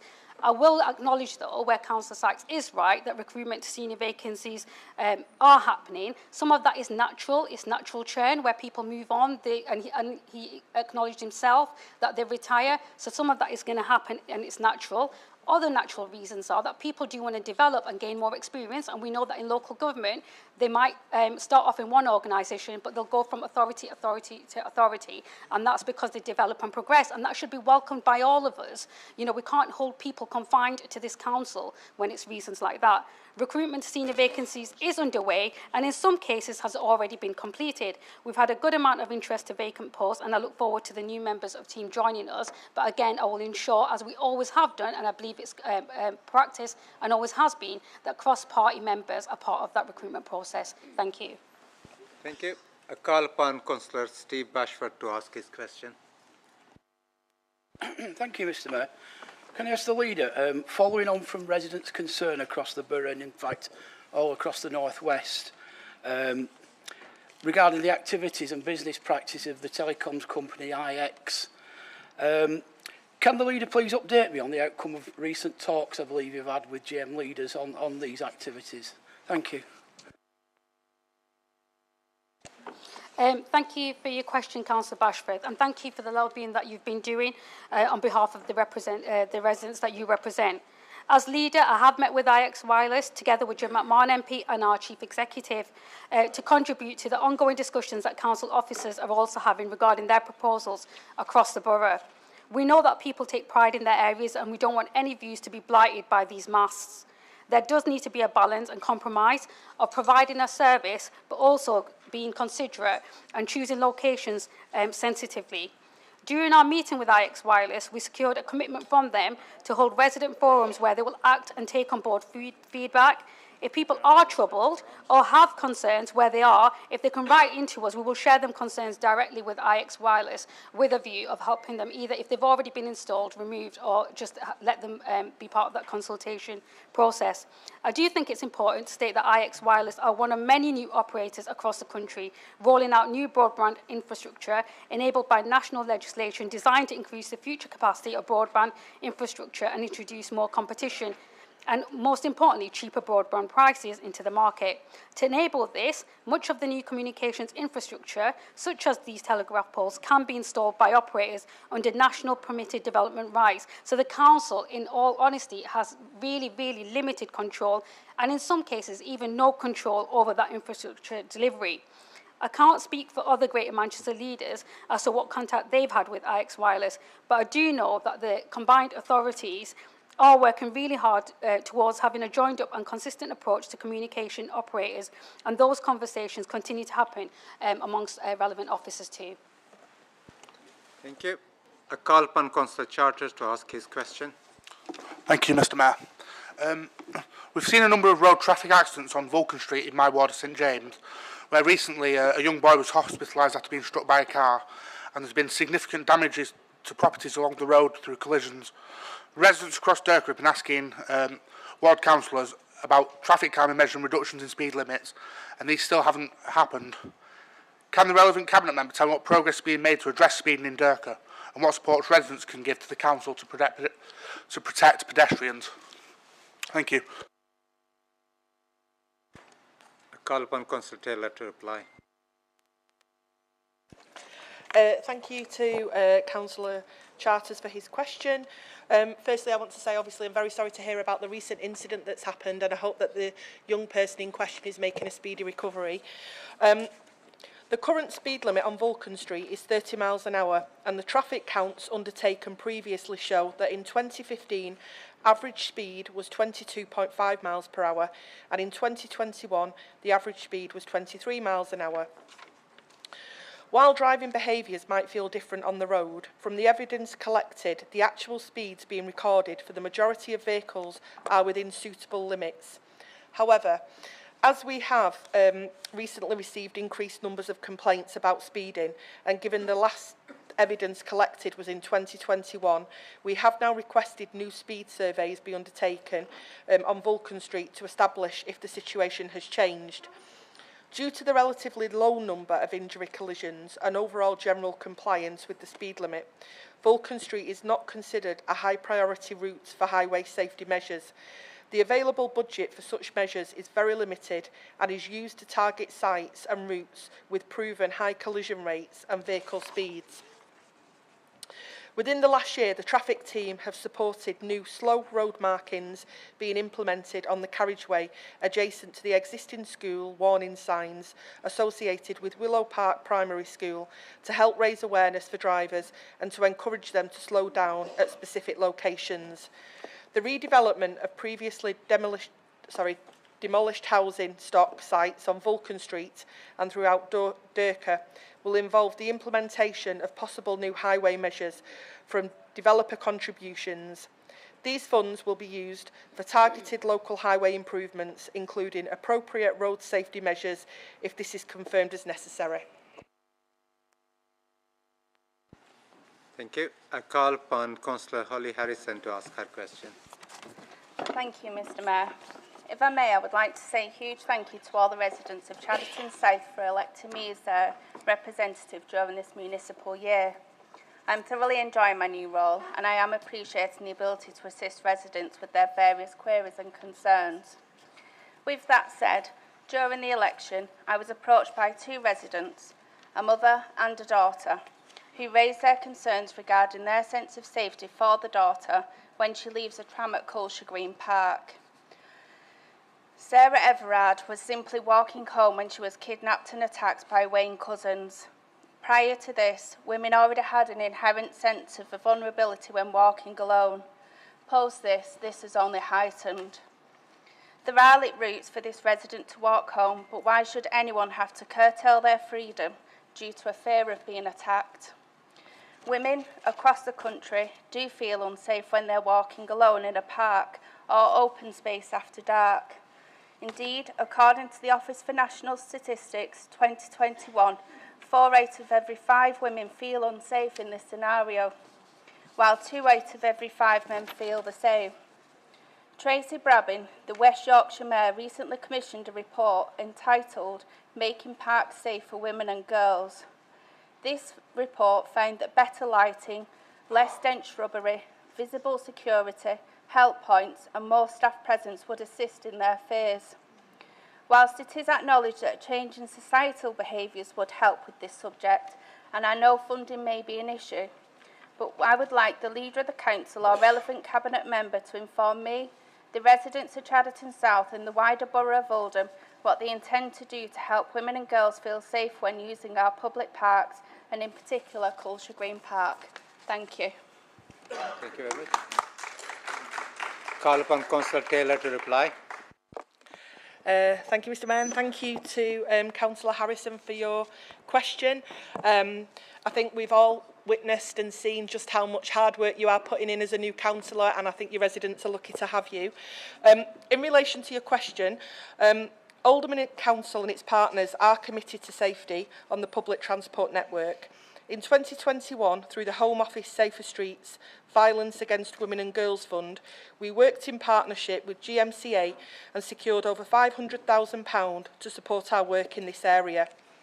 The funds allowed the council to run a number of initiatives, including running a Trusted People scheme with Street Angels and our youth service, the training of 570 staff to identify and respond to concerning behaviours, a reporting campaign to promote GMP's live chat function, a poster campaign, theatre production and college festival led by Oldham College focusing on challenging attitudes and behaviours towards women and girls, integrated CCTV in key hotspots with 51 new cameras installed, and the purchase of drones as an eye in the sky to be used by TFGM and GMP for Safer Transport Unit. The Safer Streets project was recognised formally, winning an award for innovation in practice. The work undertaken resulted in a significant drop in reported incidents, with an average 25% month-on-month reduction of incidents reported by females. The partnership actively continues, and incidents on public transport are monitored constantly, with sharing of information with Transport for Greater Manchester and GMP regularly. We will not hesitate to support action against any person who is identified as involved in these types of behaviours. Thank you very much. I call upon question from the Failsworth Independent Party Leader. Mr. Hobbit. Thank you, Mr. Mayor. I've changed my question. I was going to ask something else, but tonight's kind of disturbed me, because before the lady in the public sector got her point across, I was disappointed that this evening has proved how detached this administration is from the rest of its constituents, because we invite public questions here, but unfortunately tonight I think the first 3 or 4 public questions actually went unanswered. And it's credit to you, Mr. Mayor, that you tried to get an answer out of one of the councillors, but we failed. It's credit to you how you've dealt with the member of the public. Now, I understand that questions can be difficult and uncomfortable, but they should at least be answered. And I'll ask the Leader of the Council to look to ensure that in future all questions are answered, uncomfortable or not, because the public deserve a response when they put a first question forward. Councillor Sheff. Thank you, Mr Mayor, and I'd like to thank Councillor Holborn for his question. Councillor Holborn always presents himself as a member of the people in this chamber and has a completely different relationship with people when he's in the corridors, and that's an important acknowledgement. I'd also like to say it's really disrespectful, and I take it really personal, that he is making an assumption that people across this chamber worry about answering difficult questions because they don't, because we have, and we have been doing for a long time, but also that we do not respect the public enough to answer their questions. People who do not get their answers questioned in this chamber do get a written response, and actually, if we spent more time allowing people to ask their questions instead of doing anything else, we'd probably get through more questions. We've had over, I think, 17, 18 questions for this council meeting. We don't get through them because we're continuously interrupted. There's continuous interruption in any of them responses. But to say that people haven't answered them is not right. There might be a disagreement or a different sort of perception when it comes to people not liking the answer that they get. So because they don't like the answer they get, they say that their question hasn't been answered. I don't agree with that. I will always respect the public. I entered politics to do what was right, no matter how difficult that may be, and I will continue to do so. And I will go as far as saying this: I don't believe any person in this chamber, across any political ideology or political party, does not respect public questions. I just want to accept that premise. Thank you, Mr Mayor. Thank you very much. Point of order, Mr Mayor. Can I come back on that, please, Mr Mayor? It can be personal clarification, but no point of order. It's clarification, Mr Mayor. The council leader stood up and said that all the questions were answered, and Councillor Mushtaq stood up. You asked him to say yes or no, and he refused. So he hasn't answered the questions that he was asked. Okay, the next question is from Independent Group Leader. Thank you, Mr Mayor. Like Councillor Holborn, I had a predetermined question which I was going to answer, but like my fellow councillor here, the events tonight has really opened my eyes. It's my first time in the chamber, as you may be aware. So, personally, I'm a straight-talking person who likes a concise and straightforward answer. So I'd like to ask Councillor Shah, will herself, the Mayor and Councillor Mushtaq be attending the Pride celebrations in Oldham? Yes or no? Councillor Shah. Thank you, Mr Mayor, and I thank Councillor Hinds for his question. And actually, for somebody who's spoken for the first time in chamber, he's done it very well. I do agree with the fact that sometimes all responses aren't concise, but everything's not straightforward. Sometimes detail is required. As far as the question in terms to the Pride event goes, I would certainly say this. I think the Mayor himself has been really clear, really open, that he will be attending the Pride event. I also don't think that Councillor Mushtaq's response was any way in an attempt to not answer the question. I think what we do have to understand about the premise of that question, Councillor Hinds, and I'm happy to have a further conversation with you, because I do respect where you're coming from, it's important, is more about the emotive attack and the personal attack that is clearly been there to pit communities against each other. Every single community in this borough, and I'm a leader for every single community in that borough, no matter who you are, no matter what your beliefs are, no matter what your sexual preference is, I will represent every single person in this borough. There are various events. The council has always funded those events, partook in those events. Councillor Louis Hamler is a member of that committee. He will be able to vouch for the same thing too. We will always respect all events, fund all events, and attend all events. What I will say, Councillor Hinds, is that, maybe attend, and you will see that people who are able to be there will be there. And also, I'd like the person who actually initially proposed the question to also attend, so she can be witness to that too. Thank you, Mr Mayor. Thank you very much. I call upon Councillor Jenny Harrison to ask her question. Thank you, Mr Mayor. I understand that some changes have been made to the way in which private hire taxi companies now display their taxi logos.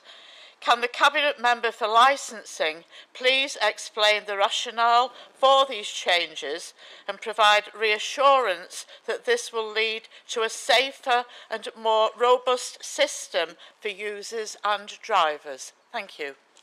Councillor Taylor to reply. Thank you to Councillor Harrison for her important question. Following the consultation in spring 2023, the Licensing Committee implemented a number of changes to our taxi policy, and that happened just last month. Some of the changes support local residents' feedback about wanting to see more taxis licensed in their home authority and not elsewhere in the country. Other changes are following trade feedback supported by government guidance, which includes the removal of the front licence plate and door operator signs, instead being replaced with smaller council-issued door signage and a window disc. This will make drivers feel less like targets in their vehicles from antisocial behaviour aimed at them, and in turn will ensure passengers are less likely to suffer injury or distress from such actions. I have to say that the initial feedback so far has been very positive regarding the policy change, but I do understand where this question is coming from, because I know that there has been some discussion online raising issues and concerns around safety. What I would say in relation to that is that obviously while private hire vehicles are seen as a very safe mode of transport, it is important for residents that they pre-book a private hire vehicle via a licensed private hire operator and don't just try and flag taxis down in the street, because it is important for residents to make sure, you know, that they are choosing a licensed vehicle and that they are taking those sensible precautions. Thank you. Thank you. Can Councillor Birch ask her question? Thank you, Mr. Mayor. Can the relevant Cabinet Member please provide an update on the status of the recruitment of the Director of Finance, given that this is a statutory role? Thank you. Councillor Jabbar to reply. Thank you, Mr. Mayor. Can I thank Councillor Birch for her question? It is with sadness that I answered this question, as it is only necessary due to the impending retirement of our current Director of Finance, Anne Ryans, after 17 years of service to Oldham Council. The recruitment of the Director of Finance is currently underway, with the advert due to... Sorry, shall I say? All right, okay. I'll do it again, Mr. Mayor, and I'll try to project my voice. So it is with sadness that I answer this question, as it is only necessary due to the impending retirement of our current Director of Finance, Anne Ryans, after 17 years of service to Oldham Council. Recruitment of the Director of Finance is currently underway, with the advert closing this week. We are hoping that we'll be in a position to make an offer to the successful candidate by the end of this month. And I'm hoping that this will enable a reasonable handover. Thank you, Mr. Mayor. Thank you very much. You are very loud and clear. I perhaps need to learn from you. Can I call upon Councillor Lancaster to ask his question? Thank you, Mr. Mayor. I understand that the Council has previously declined to seek Community Safe Scheme accreditation for its staff, but will the administration now revisit that decision with a view to pursuing this accreditation? It would not be a silver bullet, and further powers may still be wanted outside those awarded under this accreditation. However, it would be a step in the right direction, with more weapons in the arsenal, so to say, such as the ability for enforcement officers to issue fixed penalty notices for littering. In their campaign to combat fly tipping, the National Farmers Union are strongly encouraging all local authorities to pursue Community Safe Scheme accreditation, and Oldham should meet that ask. Furthermore, apart from this accreditation, can I invite the administration to pursue all other actions to strengthen the powers available to its staff responsible for community safety? This is an important statutory duty of the Council, and no stone should be left unturned in improving delivery of that duty. Thank you, Mr. Mayor. Can I call upon Councillor Taylor to reply? Thank you, Mr. Mayor, and thank you to Councillor Lancaster for his question. The accreditation scheme has been considered previously. However, it was determined that the accreditation would not be pursued, and this remains the Council's view at this time, as the Council already has a significant number of powers which are used effectively. Officers in the environmental health team are already delegated to issue fixed penalty notices for fly tipping or littering offences where the investigations carried out warrant that action. Key to the decision is the fact that without the additional power to demand names and addresses, the delegation of more police-related enforcement powers, which the accreditation would not bring any added value. There is also the lack of the power of added value, because we don't have the power to detain a person who fails to provide their name and address, so an individual can simply refuse or run off. Council colleagues are not equipped to detain persons, so even if these powers were introduced through accreditation, in reality they would not be actionable. We need to manage the expectations of residents, and it would not be fair to our residents if they thought that the council could respond to a presenting situation instead of the police, when in reality we would not have the full powers and resources that we would need to do this. The ongoing changes to the policing model to reduce the number of PCSOs and increase the number of PCs is indicative of the recognition that police officers need to be the immediate frontline response to most common safety, crime and disorder-related matters in their capacity as fully warranted and specially trained officers. We will, of course, always support police colleagues where we are able to do so with follow-on action using the tools and powers that we have at our disposal. Thank you very much. We have run out of time for this section, so we'll move on to item 9, Notice of Administration Business.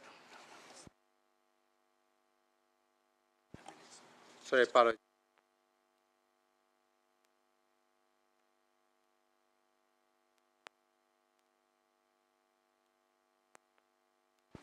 Yes, questions on cabinet minutes. The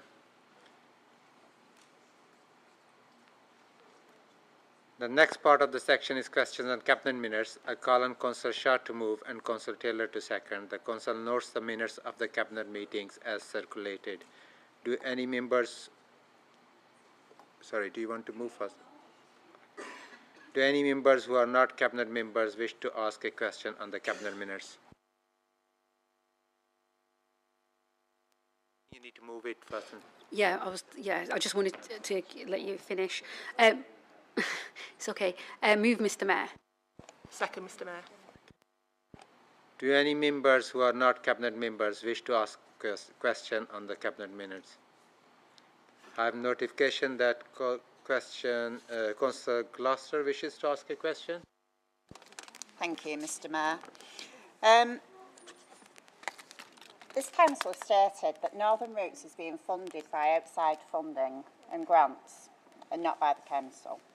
However, this means that significant bids have been made to fund Northern Routes that could have funded alternative projects across Oldham Borough. How many grant applications for capital funding have been made related to Northern Routes over the last 5 years, given that no capital funding applications have been put in for projects in other wards over the same period of time?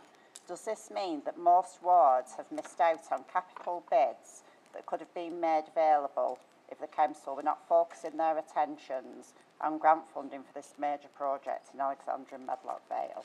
Thank you. Thank you, Councillor Gloucester. Is it Councillor Chapar? Thank you, Mr. Mayor. Thanks to Councillor Gloucester for her question.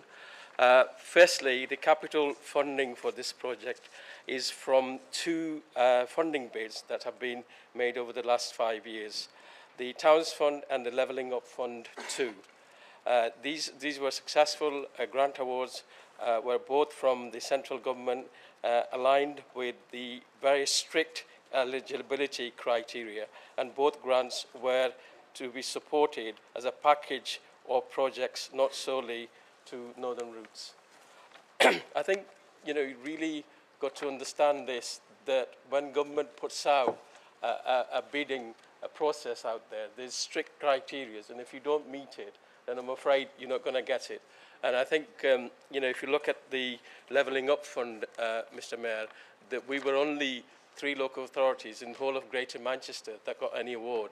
So I think officers have done a fantastic job, and they ought to be commended for bringing in external money to the borough.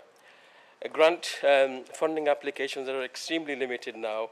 Many of the old grants awards have gone and simply don't exist anymore. The latest opportunity have been extremely competitive geographically and thematically, pinching education and skills against heritage and arts, against transport and accessibility. During the big conversation a few years ago, a significant community consultation, awareness and insight was collated to help shape and inform potential projects' priorities in readiness for when grant funding application became available. This included feedback from members, key stakeholders, businesses and local communities in various different forms, methods and opportunities. The Oldham Big Town Centre conversation engaged thousands of local residents and businesses and visitors. We have already committed to the development, supporting the development of district growth plans, and therefore this major engagement and consultation process will run once again to understand the issues and opportunity in all local areas, in readiness for whatever new opportunities come along for the further project development in Oldham. Thank you, Mr. Mayor. Thank you, Councillor Jabbar. Can I call on Councillor Al-Hamdani to ask his question? Thank you, Mr. Mayor. It's relating to item 6, which is investing in a new theatre for Oldham. And with regards to the decision on the new theatre for Oldham, I can't tell you how warmly I welcome the decision to ensure that there is going to be a new theatre and how important it is that Oldham Coliseum are going to be the anchor tenant. But the Arts Council have said that they are not supportive of producing theatres. That's theatres that create their own shows, such as the Coliseum has been. It's also been stated by other arts organisations that in order for a producing theatre to be financially viable, it requires a minimum seating capacity of 450 seats, which is considerably more than the current plans give. Having a producing theatre gives people in Oldham the opportunity to build a career in theatre. Can Oldham Council confirm that the Arts Council is fully supportive of Oldham Coliseum being a producing theatre in the new building, and confirm that the business plan is based on the Coliseum Theatre producing its own shows? Thank you. Can I ask Councillor Dean to reply? Thank you, Mr. Mayor, and thank you, Councillor Al-Hamdani, for your question. There remains a joint determination between the Council and Oldham and the Coliseum to work together to support a future for producing theatre in Oldham, with regular discussions taking place between the Council and the new Board of Trustees of Oldham Coliseum Theatre. And with ongoing support of the Arts Council, we will continue to shape the business plans together. And I was very pleased, along with the leader, to go and look at the new plans that was on display, and hopefully a planning application will be going forward in the near future. Thank you, Mr. Mayor. Thank you. Does any other non-cabinet member wish to ask a question?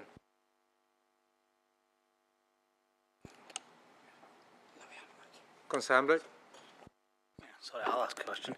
Thank you, Mr. Mayor. A bit similar in terms of the same thing regarding the levelling up funds. It's in regards to the town centre levelling up. I'm just wondering whether or not the new development that's been happening, the new surface works outside Tommyfield Market, whether or not any equality impact assessment had actually been taken place, due to the fact we've had a number of residents complain that they've been falling over, tripping, and not actually seeing the visibility between steps and the actual surface. And also, did they actually realise that the current paving isn't actually suitable for when the weather gets wet? I'm just wondering who actually came up with that. Thanks. Councillor Shah, do you want to take this? Yeah, I will do. And I'd like to thank Councillor Louis Hamlet for his question. I would be really surprised if you know, to think that the quality impact assessments weren't carried out. I will find out the answer, and I would be really surprised again to see that we might have used paving that might be problematic, but I am really sorry to hear that people have fallen. So if you do pass on their details, and I will find out exactly what the situation is, but like I said, I would be really alarmed because that is standard practice, but I will confirm that and provide a response that's detailed enough for Councillor Hamlet. But if you could pass on the contact details with acknowledgement of the residents, we'll contact them too. So thank you for the question. Thank you very much. So does Council note the minutes? Item 9, notice of administration business. Before motion 1, before I ask members to speak, can I remind all members there is a 30 minutes time limit on this section. I'm also mindful that we have number of amendments. So briefly, less you talk, more people will be able to contribute. I'm afraid at 30 minutes I will have to stop because I do need to run the business. So over to administration is a call on Councillor Shah to move and Councillor Mushtaq to second the motion. Thank you, Mr. Mayor. I stand to move this motion on the protection of children and young people, one of the most important and challenging issues that faces this council and the wider borough. 1 year ago, this council received the findings of the Independent Assurance Review on multi-agency responses to historic CSE. That report is a devastating read, and it lays bare the experiences of those vulnerable girls at the hands of evil men and boys. Nobody who reads it can fail to be horrified at what they went through, nor can they fail to be ashamed at the missed opportunities that were there to help them. Since returning to the council and taking on the leadership in May, I have made it my business to understand our progress since the publication of that report, having not been here when it was published. And we have clearly made significant progress. But I've also made efforts to understand what more we can do, and it is clear that there is much more to be done. 2 weeks ago, I attended my first meeting of the cross-party steering group on CSE. Its establishment was one of the priority actions following that publication. The scale of the child protection challenge we face, both as our council and as our partners in GMP, was laid bare to everyone who was in attendance of that meeting. Children in this borough, unfortunately, just like all boroughs, cities and towns across the country, continue to be at risk of exploitation. And that risk is because there continues to be evil, depraved individuals who seek to abuse vulnerable children and young people. And the abuse that children and young people face can take many forms, from online grooming, abuse within families and by those known to the victims, and also by gangs who carry out coordinated abuse of their victims. Our safeguarding staff work hard to protect children and young people. They're dedicated and they're committed. But that doesn't mean to say that we're complacent. And as a council and as a partnership, we will always look for ways we can better protect our children and young people.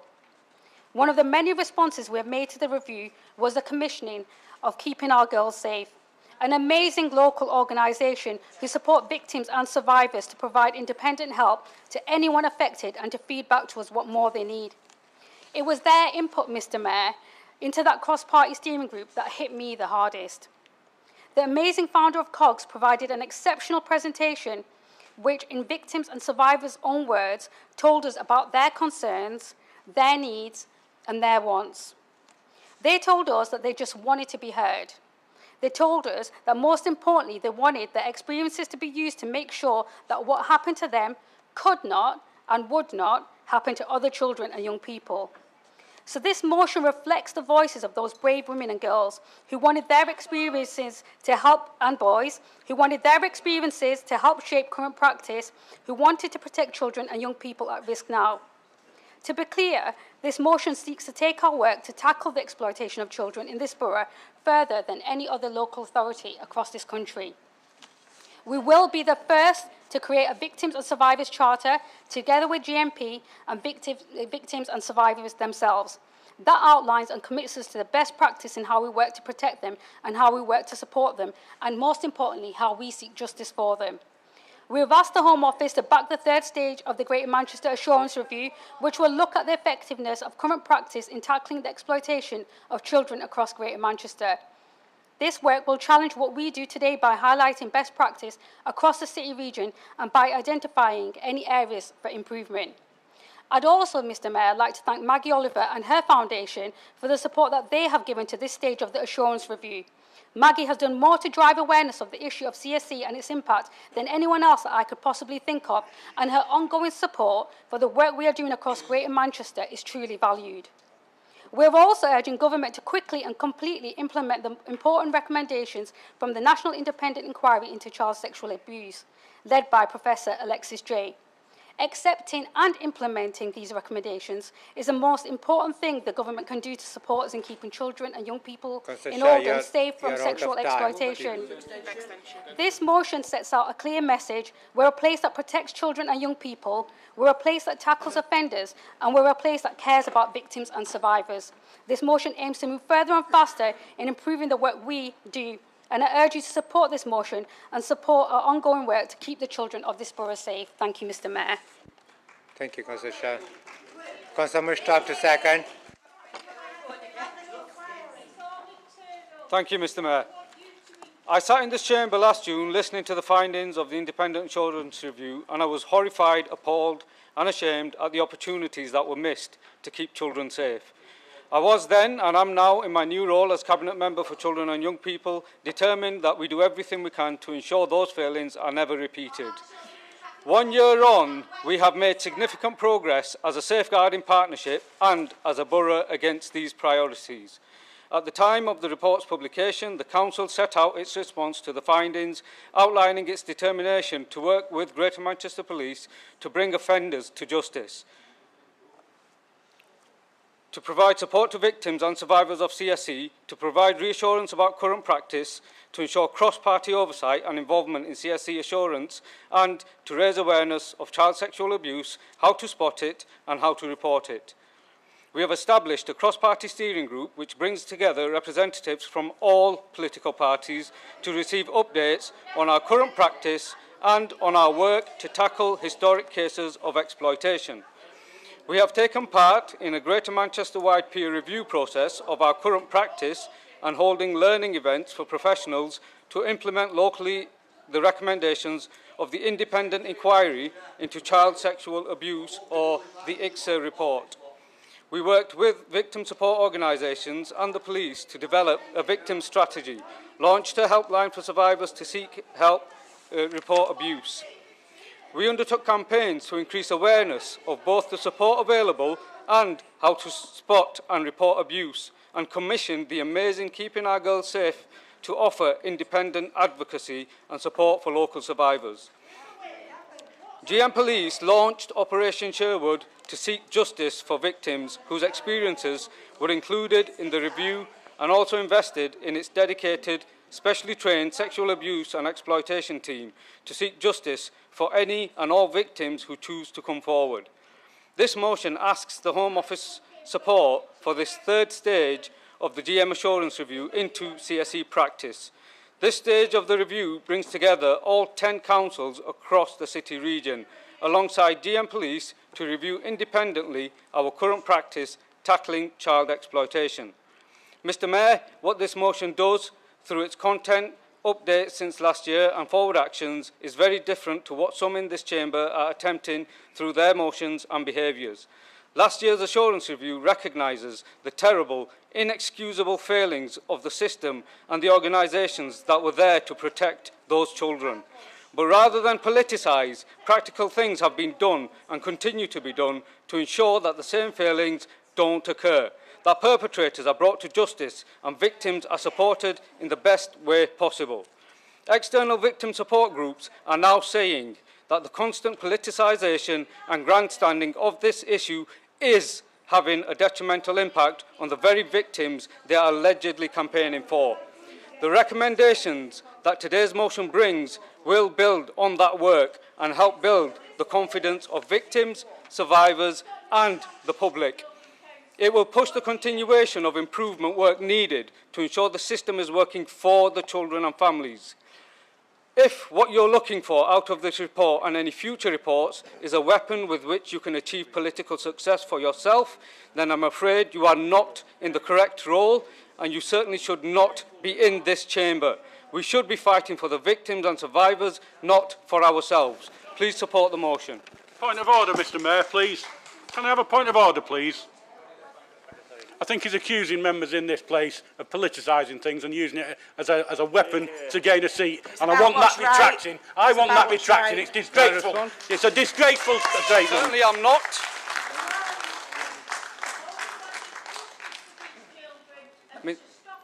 Mr Mayor, I can repeat it if you want. I can hand it over. You can retract it.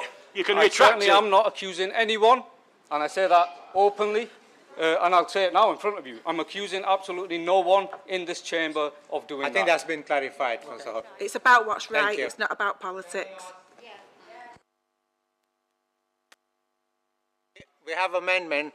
May I request, please, let member to speak so you can hear them. So I have amendment on this motion. Can I call Councillor Quigg to move and Councillor Arnott to second the amendment? Thank you, Mr Mayor. The machetes are certainly out tonight for the opposition. It's quite shocking, Councillor Mushtaq, what you've just said, really. You can't even bring yourself to apologise that this institution failed so many people. Many of them sat in the gallery tonight. And 12 months ago, just over 12 months ago, we had the assurance review presented, like the Politburo before us, by the Mayor, the Council Leader at the time, the Chief Executive and the Director, and then the Superintendent for Greater Manchester Police in Oldham, Chris Bowen. I asked two questions at the time, one on data and one on what the Council was going to do for people who had been employed at the time and whether or not any action was going to be taken against them. A year on, I'm still waiting for a reply from your departments, Councillor Mushtaq and others, and GMP. So it seems to me business as usual is very much on the cards. It's very much we're looking to the future, but not prepared to address the past. And that is where the problem lies, and why this amendment has been put down. Because not one single public official who allowed people to slip through that net, who allowed people to go through the corridors, who allowed people to be picked up outside police stations, has been found, arrested or charged. And it is shocking that not a single council officer has been found guilty of any sort of misdemeanour or any sort of abuse of any process. It's a complete sham to say that victims are not wanting more. They want a public inquiry. You can see them here tonight putting signs up. You've got people shouting it from the gallery. A public inquiry can understand what really went on. And this denial by the Labour administration, this denial, this complete washing away as if a public inquiry is not going to do anything. Well, it does. It's done it in Rotherham. It's done it in Rochdale. It's done it in Telford. And yet again, Labour councillor after Labour councillor blocked it there, and they'll block it again tonight, no doubt. And this is the problem. The Labour Party continues to block it. And if that is how you want to continue in this way, then the growing calls from the opposition and others will continue to grow. And I know there's members in the Labour Party who are very well aware of that, and members who have actually called for a public inquiry. Yet they have been silenced. Because it is politically inconvenient for the Labour Party, because it is a political inconvenience for this council, because it is a political inconvenience to look for the truth. And I am afraid to say, as the Home Secretary said so often, political correctness gets in the way of justice. And as a criminal barrister said to me very clearly, who prosecutes these evil people, justice delayed is justice denied. And the continued pushing down the road, the continued delays, the continued abuse of essentially not addressing their concerns as survivors is not going to achieve anything that they want. There's many commendable parts to the motion, but in the end, a public inquiry is what is needed. And it is about time you had the courage of your convictions, ignored the leader, ignored Jim McMahon, and stood up for what you believe in and said, back a public inquiry. Can I call on Councillor Arnott to second it?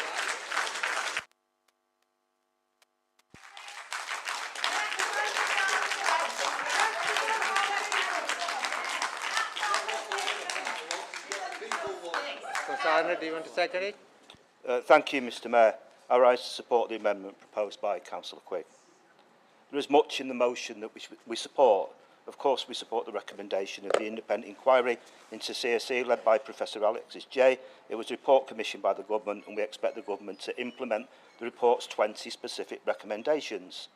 We also support proposals to develop a Victims and Survivors Charter, work to raise awareness and to develop a mandatory duty to report safeguarding concerns, although I'm not quite sure why this needs to be done. Surely this obligation exists, and the issue shouldn't be that we should, it should be why we didn't. It's a crime not to. Be clear, it's a crime not to. There is plenty to this motion, a long list of points to be noted, resolutions to follow, and lots of letters for the Chief Executive to write.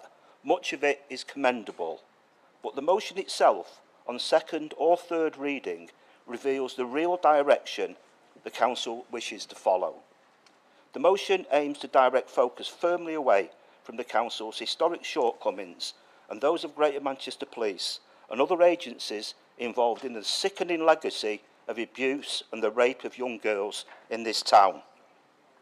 This amendment, while recognising the very real need to focus on support for victims and survivors and to get things right in the future, ensures that the failures of the past cannot be ignored, cannot be thrown in with a narrative that says it was going on everywhere and we didn't do too badly, did we?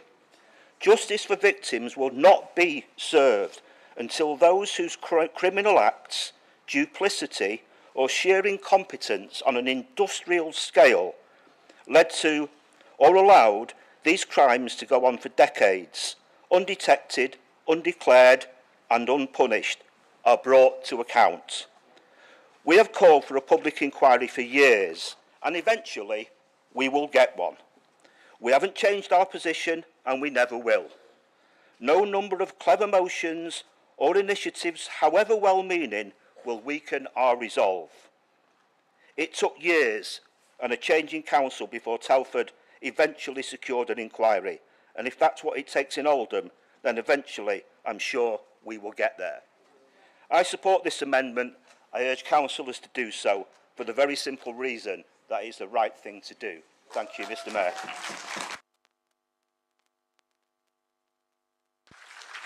Prior notification from members who wish to speak, Councillor Mishtak, Shuttleworth and Councillor Bashwood. Can I just remind people, that members, that we have very limited time, so I would respect if you can be brief. Thank you, Mr. Mayor. I don't think Councillor Quigg was listening to my earlier speech. In my earlier speech, I spoke about the failures within the system that let our children and families down. I did not defend this council or the police or any individuals. I highlighted the horrors the assurance review laid bare. We are all aware of widespread acknowledgement that the system failed for the very people it was meant to protect. Mr. Mayor, I have been cynical about the intentions of some in this chamber. Cynical because at times the debate has been vitriolic, it's been personal, it's been contradictory and hypocritical.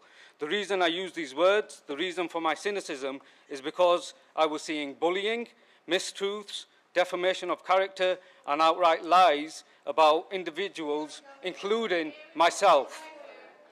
Behaviours which are unacceptable anywhere and at any time, and behaviours that certainly should not be associated with the protection or defence of vulnerable children and their families. These are not behaviours one associates with a campaign to bring justice to victims of child sexual abuse.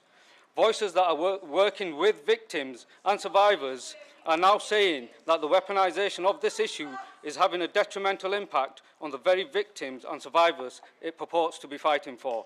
Mr. Mayor, the request for the outcomes of this assurance review have led to significant changes to how things were and are now happening. Operation Sherwood has been mentioned tonight. This is bringing perpetrators to justice and is ongoing. Survivors have come forward and are being supported.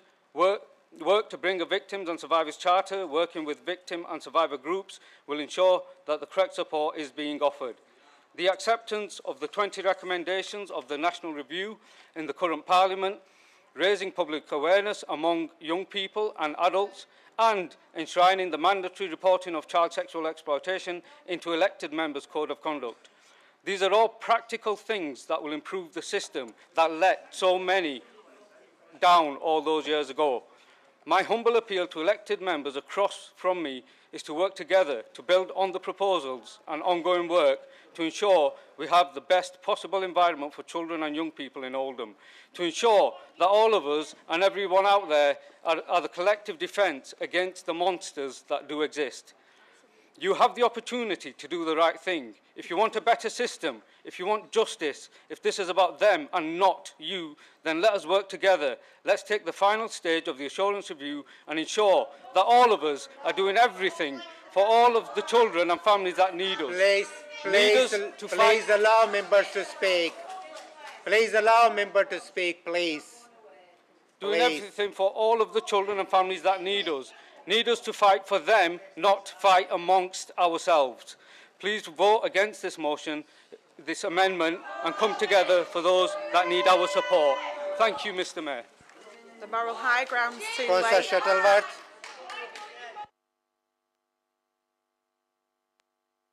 Councillor Shuttleworth. Thank you, Mr. Mayor. Mr. Mayor, I welcome this motion that offers us a clear way forward while prioritising survivors and victims in all that we do. I wanted to put on record again the response that both Liberal Democrats and Labour politicians... Can I please request?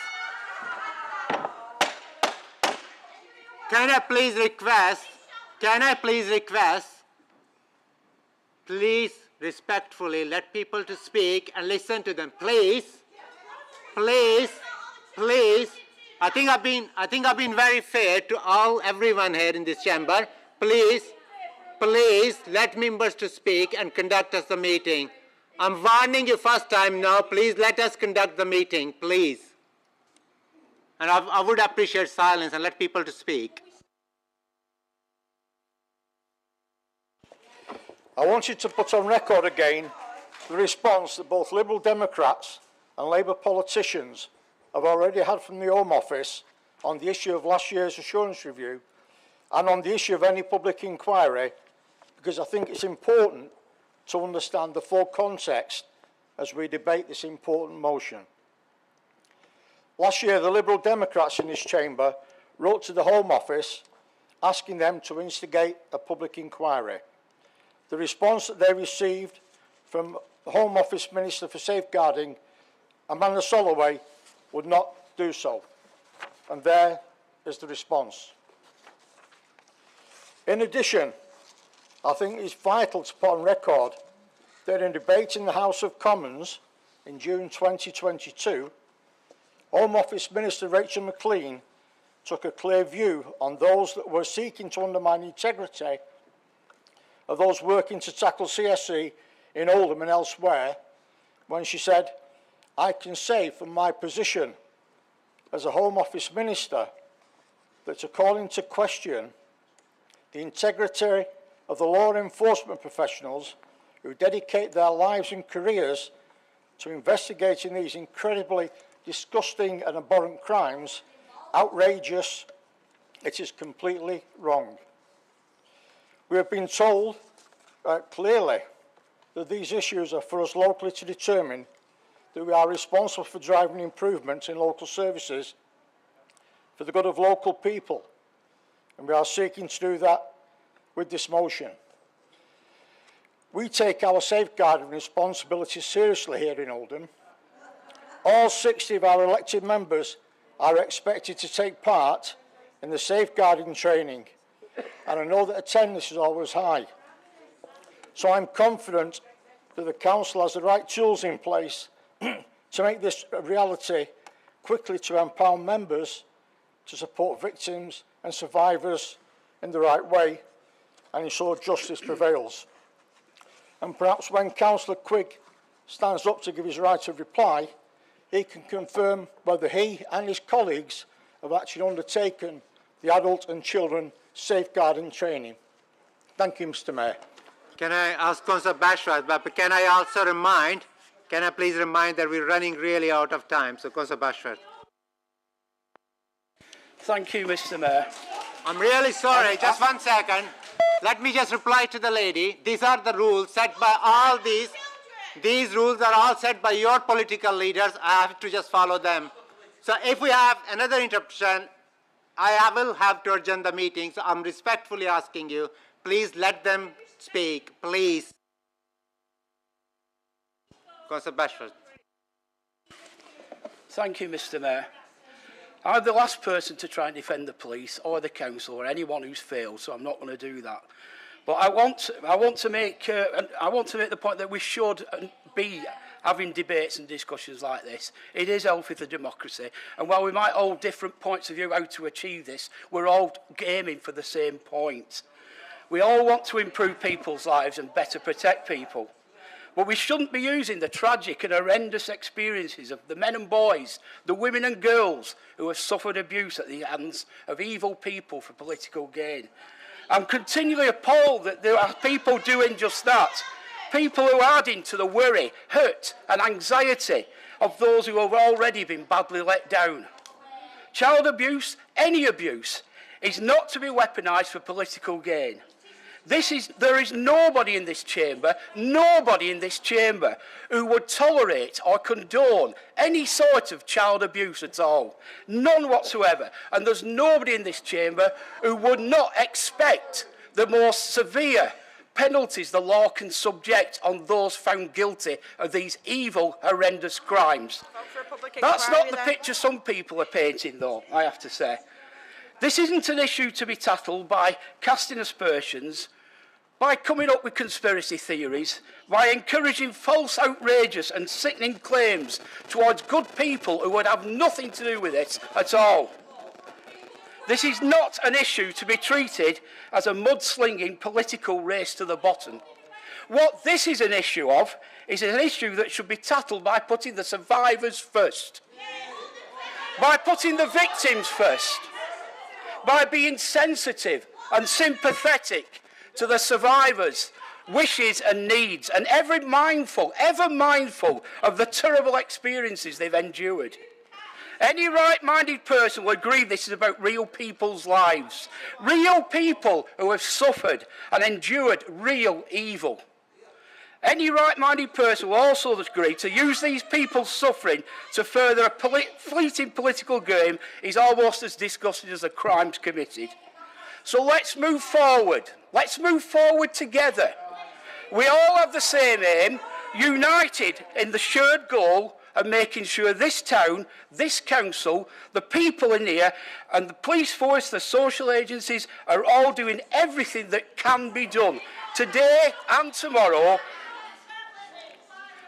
So, just to finish, the UK government are with us on this, and so's the highly respected Maggie Oliver Trust. So I hope everybody in this chamber can be with us together. Thank you, Mr. Mayor. I'm going to ask Councillor Shah for the right of reply. Second. Just move to the vote. Second. They've been seconded. I'll second that. I'll ask Councillor Quick for the right of reply. Thank you, Mr. Mayor. Well, you've heard the reaction tonight from the public gallery, but you seem quite tone deaf to it. You refer to the Home Office letter that Councillor Sykes received from the Home Office, and in it says, obviously, to institute a public inquiry into the findings of Newton Ridgeway reports, etc., etc. It's clear for local authorities and individual towns which are responsible for delivering local services to commission local inquiries.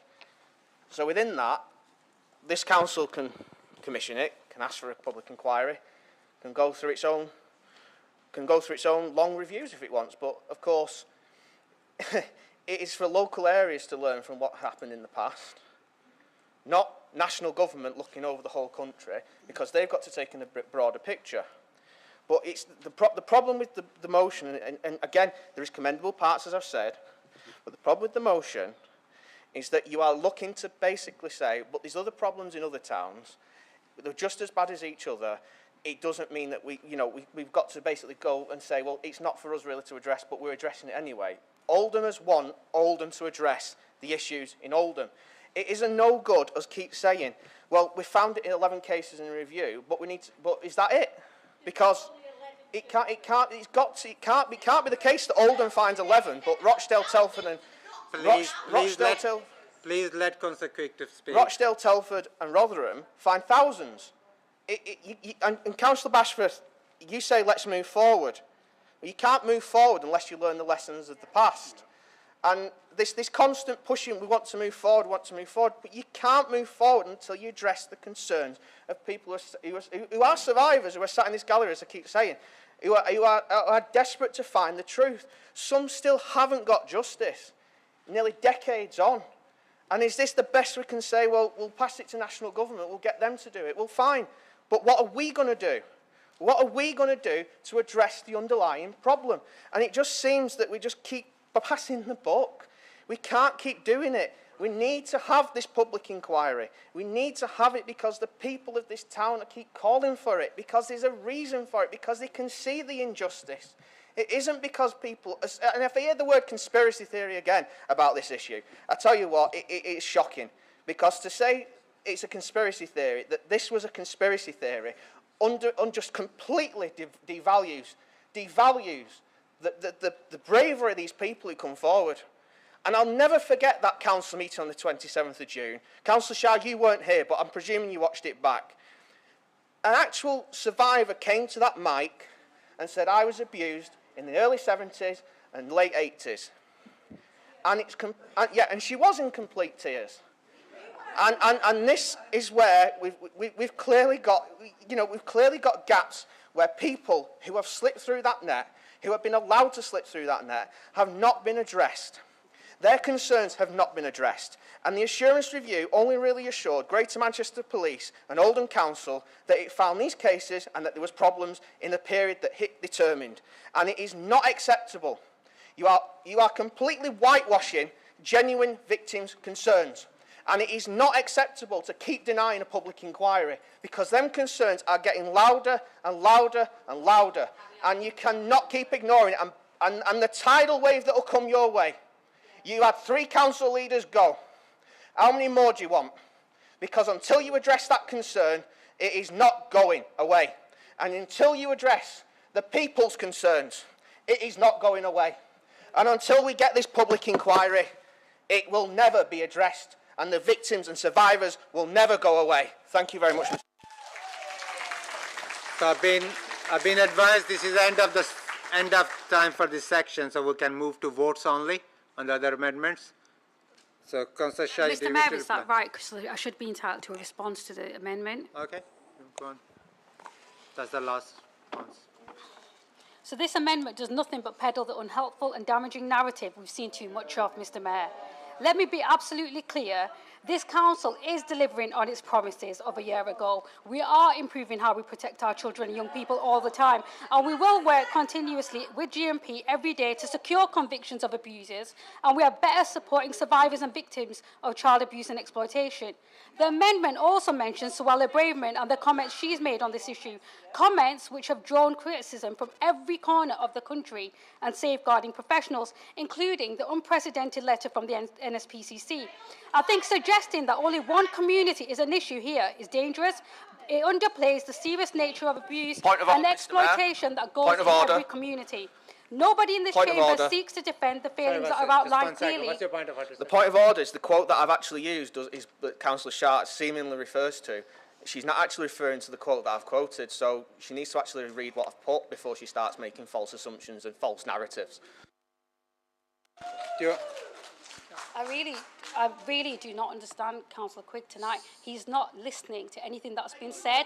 I revert back to my previous thing about only hearing what you want to hear because you don't like the answer.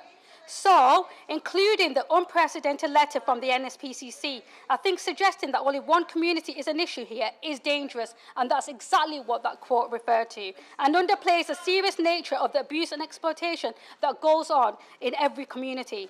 Nobody, and absolutely nobody in this chamber, is defending any of the failings that are outlined clearly in last year's report. Nobody in this chamber is covering up child abuse, and in fact, many of us are working hard to tackle it. Point of order. The reality is that this amendment is not meant to help anyone. It's quite the opposite. In fact, it's meant to confuse what is already a sensitive and complex issue. Thank you, Mr. Mayor. Sorry, what's your point of order? Mr. Mayor, please let me... What's your point of order, sorry? Point of order, Mr Mayor. She keeps saying that I've said something in this motion, this amendment, which I haven't. So can Councillor Shark actually refer to where I said which particular community I've been victimising or outlining? Because according to this amendment, I haven't.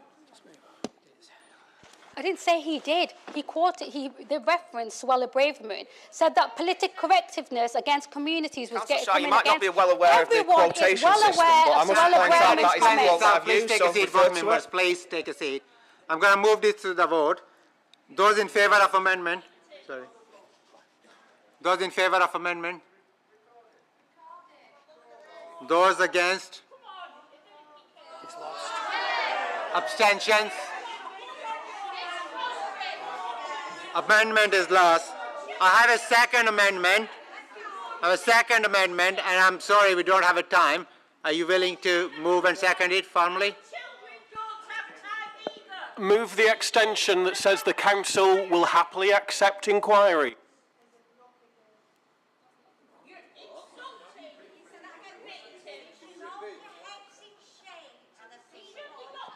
Councillor Shah? So, Mr Mayor, given that we agree with the proposals of the amendments made by the Liberal Democrats, I'm happy to move to the vote. Anyone seconding it? Second, Mr Mayor. Point of order, what is the amendment of the Lib Dems? We need to know. As you've been given the printed version. So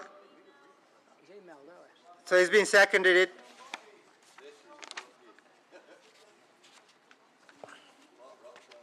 So the motion as amended. So, no, sorry. So does the council agree the amendment? The Lib Dem All in favour? Anyone against? Abstention? Okay, the motion is, amendment is carried. So on new amendment, an amended motion, I'm going to take the vote. Anyone in the favour? Against? Abstention? Motion is carried.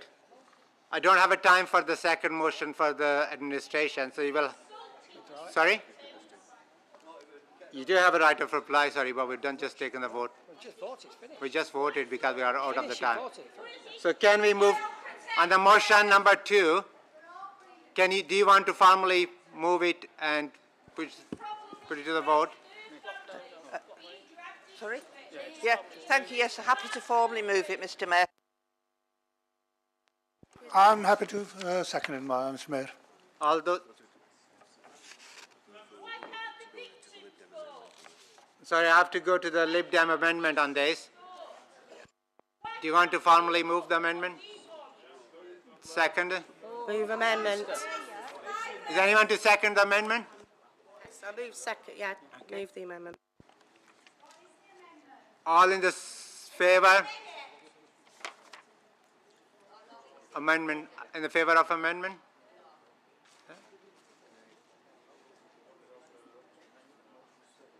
I think there's a little bit of confusion in the chamber, so if you want to just repeat that, Mr Mayor. Can you tell us which motion we're voting for, please?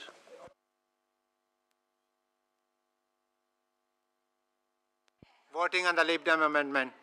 All those in favour of Lib Dem amendment?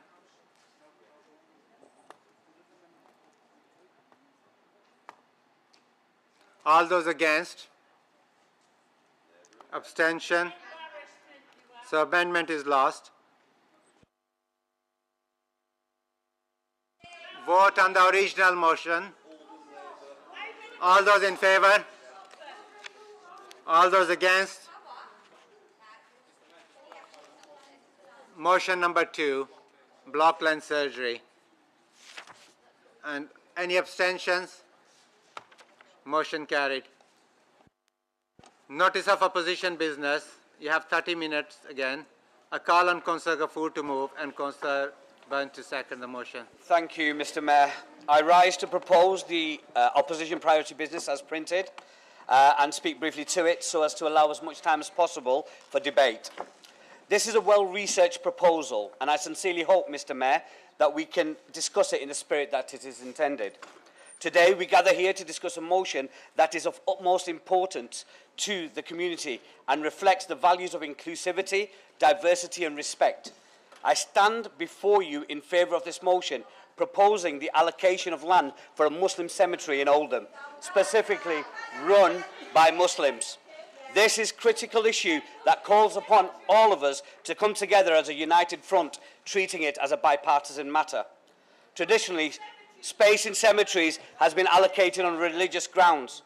The Muslim section at Greenacres is now full, and the space in Chadderton is slowly being filled. We propose that a voluntary or charitable organisation take over the running of its own cemetery. The reasoning behind this is simple: for the Muslim community to be able to bury their loved ones in the Islamic way. As not all members may be aware, Islamically it is stated that once a person passes on, their bodies must be buried as soon as possible. In Oldham, unfortunately, that is not always possible. For example, just last week, a very dear member of our community passed away. The paperwork was given to the family in the afternoon, but it had already passed the time for booking a burial. They had the funeral at 8 p.m, but had to wait till the next morning at 11 a.m. to actually bury the body. When a loved one passes, it is the intention of every Muslim to bury them as soon as possible. If this charitable organisation that I propose, that runs a new cemetery, had control of the burials, we could bury into the late evening. This is a real issue that we face here today. There are no council staff available after a certain time to do the burials. The volunteer group would support this. It is disappointing. Excuse me. Well, let me talk, please. It is disappointing that a service like this is not available in such a multicultural town such as Oldham. Due to the lack of availability from Oldham Council for such a service, I bring forward this motion to eventually reduce costs for the taxpayers of Oldham and allowing out-of-hour services to be provided for the Muslim community. At the heart of this motion lies a fundamental... Excuse me, I'm sorry.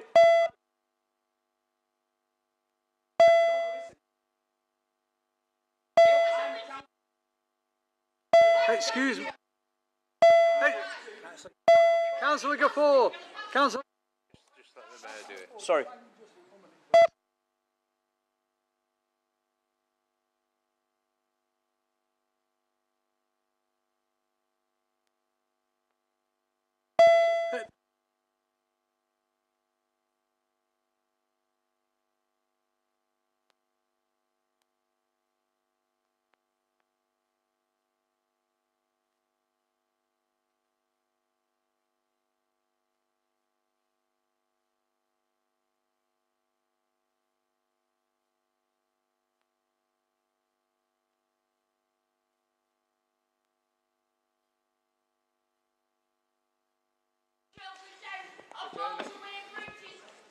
Mr. Mayor, I take great offence that the member of public has just said to the Tory member that she hopes his children get raped.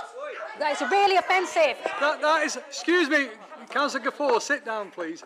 How dare you? That language is totally What do you mean, how inappropriate. dare We will... We'll cease.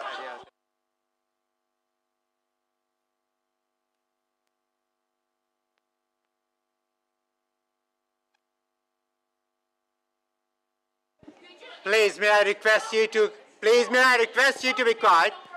Please, may I request you again? Please. Please, may I request you to take a seat? Please, this is the 5th time I'm requesting you to take a seat. Please, I'm requesting you 5th time to take a seat. This is the 7th time I'm requesting you to take a seat. Please. Please, take a seat. Please, take a seat. Please, take a seat. Not at all. Not at all. I wouldn't remove you, but please take a seat. Would you please take a seat?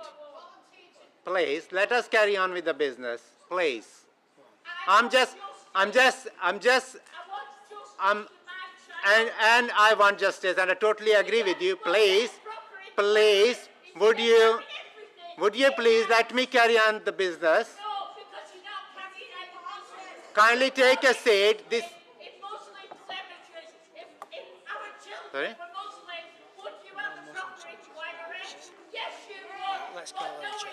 Okay. I'm afraid I will have to adjourn the meeting. Can I ask the group leaders to come to the mayor's office, please?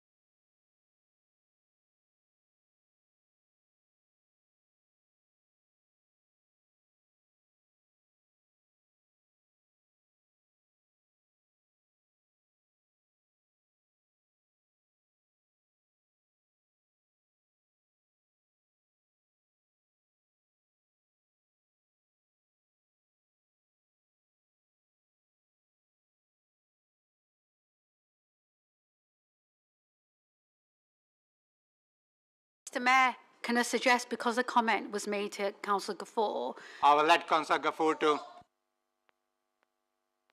Gafoor, are you happy for lady to stay or to be removed? I know all the group leaders agree. I'm not actually happy if she stays here. Sorry, I would like you to be. I would like you to leave the chamber. That's not on. Those are my children she's speaking about. Right, okay, this is the second warning. This is the second warning.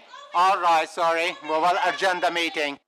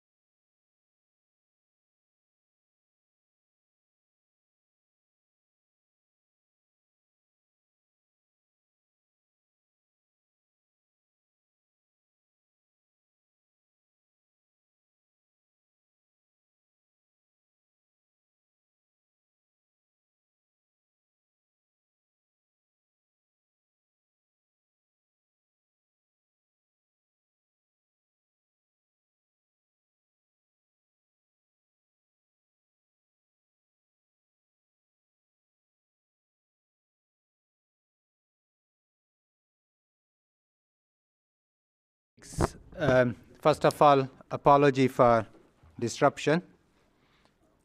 I think we do need to close that. I think first of all, I think it's really important as a guardian of this chamber and as a mayor of Oldham, I should apologize probably on the behalf of Oldham to Councillor Kamran Ghafoor for very highly offensive comments made about your children. There is no justification of any of those comments.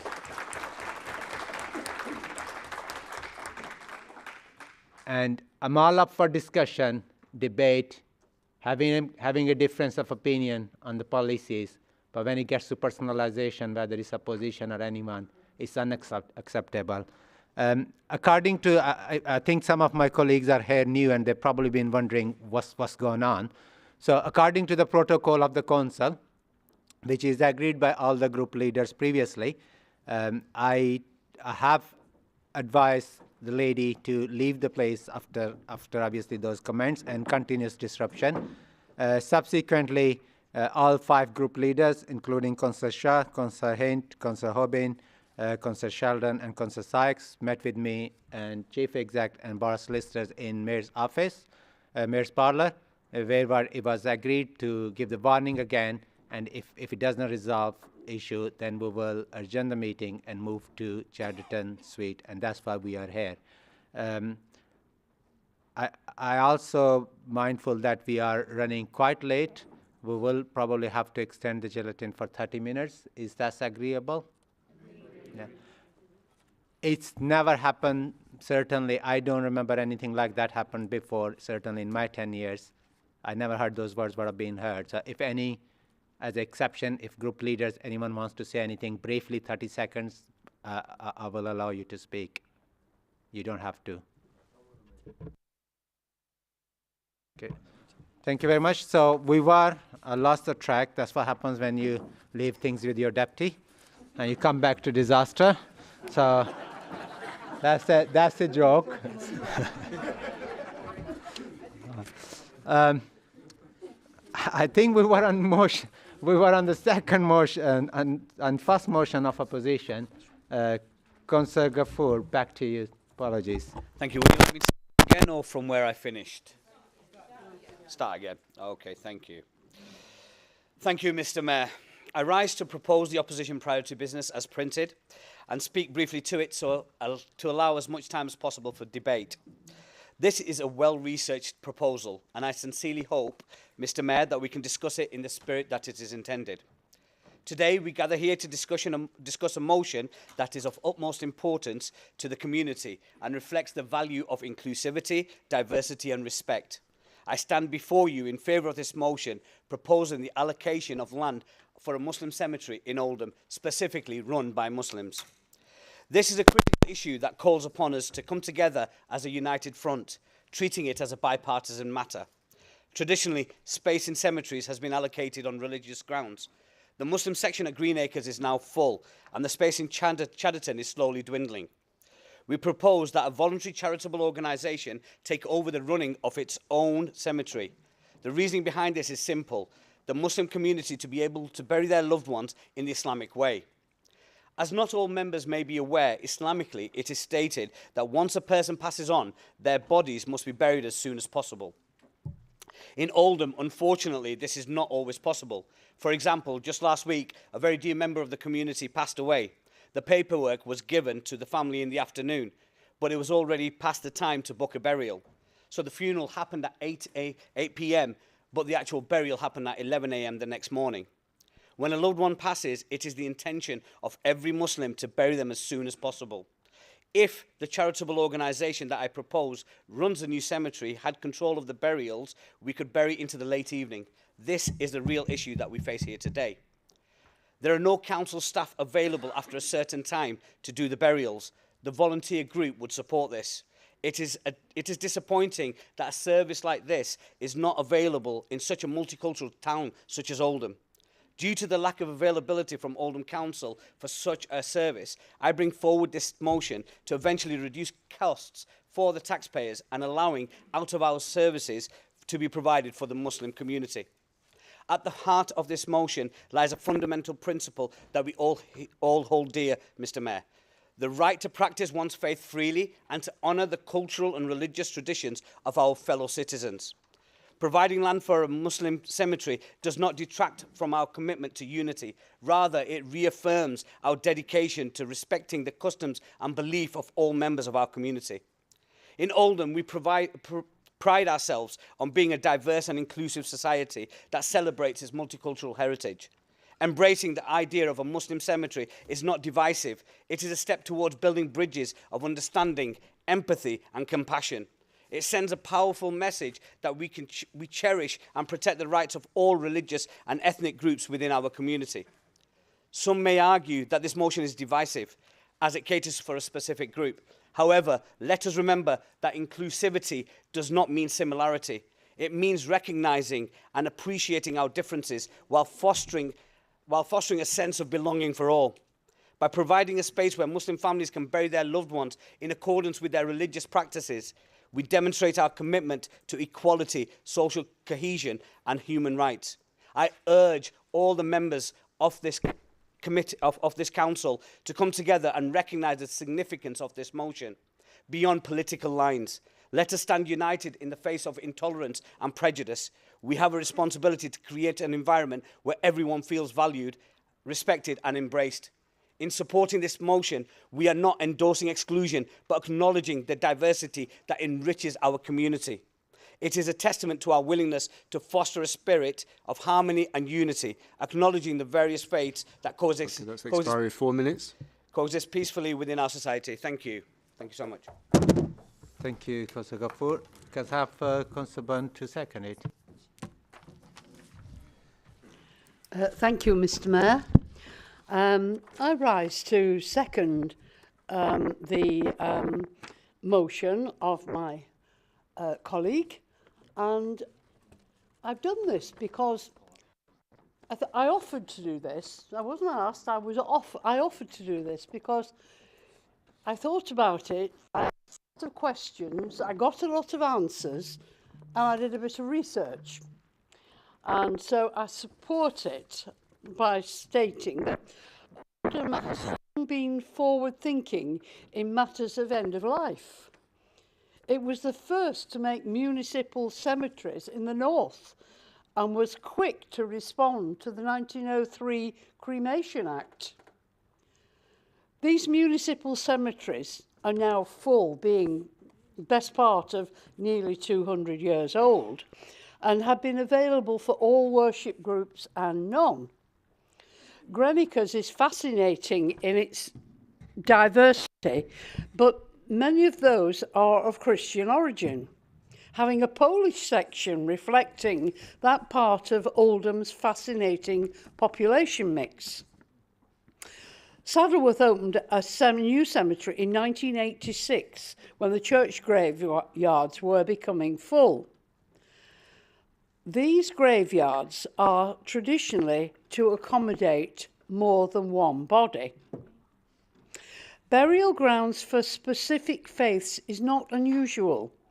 There are 19 Jewish burial sites in Greater Manchester to meet the specific rights, that's RITES, of the demographic of the residents.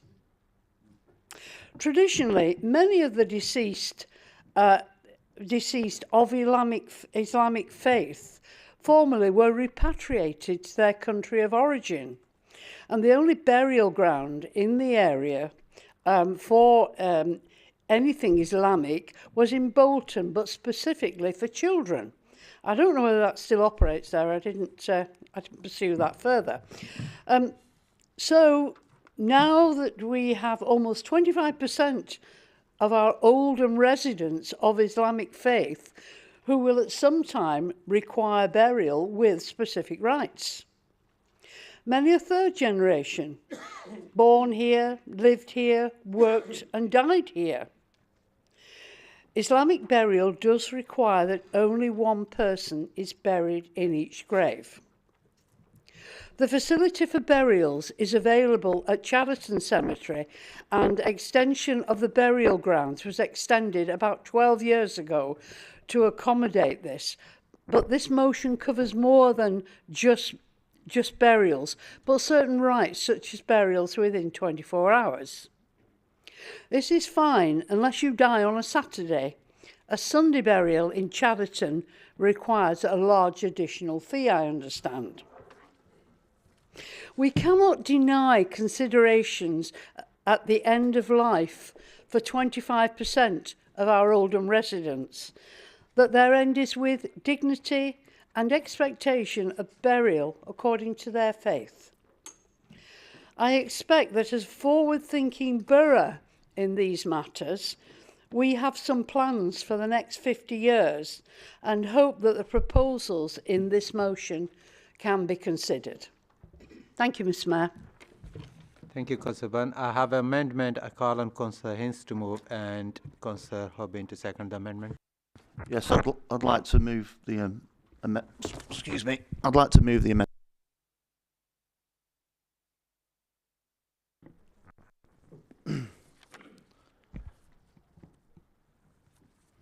I thank the councillor for giving us his view on this and some detail behind it. But are we okay then, Lewis? Everybody knows Oldham's biggest ongoing challenge is community cohesion, bringing communities together despite their religion, creed or sex. Whilst bringing positive community cohesion is never easy, I believe that at the very least in death, the diversiveness that existed in our lives no longer hung over us, as everyone in this town could be buried in any of the borough's 7 existing cemeteries as equals, irrespective of the religious or non-religious path they choose. But I fear there are those amongst us who hide behind religion to further their ends, because this motion is not about religion or community, it's about making profit. This motion, no matter how dressed up in religious bravado, is nothing more than an opportunist business venture that will only bring more mistrust, intolerance and segregation. And the people who seek to make profit, whether they claim to be charitable status or not, out of the privatisation of the dead in this town, are the very same people who make profit from some of the most vulnerable people in our society through their council-backed HMOs. I ask both the Muslim community and the councillors in this chamber not to be fooled into supporting Muslim-only cemeteries, but take the opportunity to support the amendment I have put before you. Because if we continue on this dangerous path, we might as well build a wall across the town and have done with it. Thank you. I have a prior notification of... Second. Councillor Hobbin, do you want to second it? Thank you, Mr. Mayor. Yes, I rise to second this amendment. I was asked to do so, and I was quite surprised to find that Councillor Hinds couldn't get anybody to back it with him. But I'm happy to, and it's not forming an alliance with any other party. You know, as an independent, as the Fellows Independents, we can agree with or disagree with any motion or any amendment. But this amendment has got some very good points, and Councillor Hinds has put them forward. To me, the very idea of this is divisive, and I know that we discuss a lot of things in here that we've been accused of being divisive in the chamber. But this really smacks of divisivism. This really smacks of dealing with one part of the community to the detriment of others. We're all struggling for land. We're all struggling to bury our dead and let them go into the next life as they will. It is not of the rule of this council to be providing land or to be giving charitable status to anybody doing it for a certain section of the community. This council should, and I believe it will, look after all its citizens, and all the citizens should be treated the same. As I say, I find this divisive, and I don't think it should be put forward. I'm asking people to vote for the amendment to make sure that we're not a divisive council.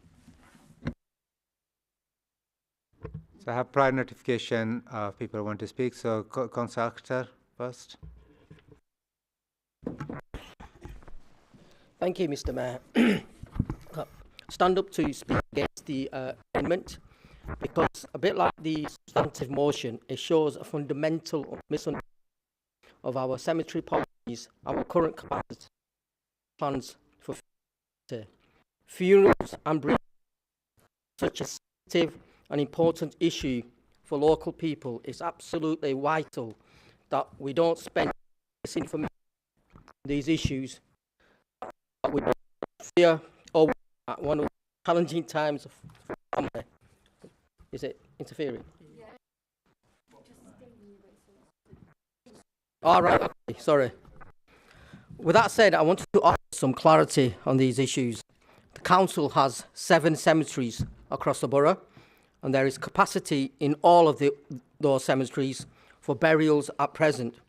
We have a further 5 to 10 years of capacity in the Muslim section, and that could be expanded even further for another 15 to 20 years if all of the land is used at Chadderton.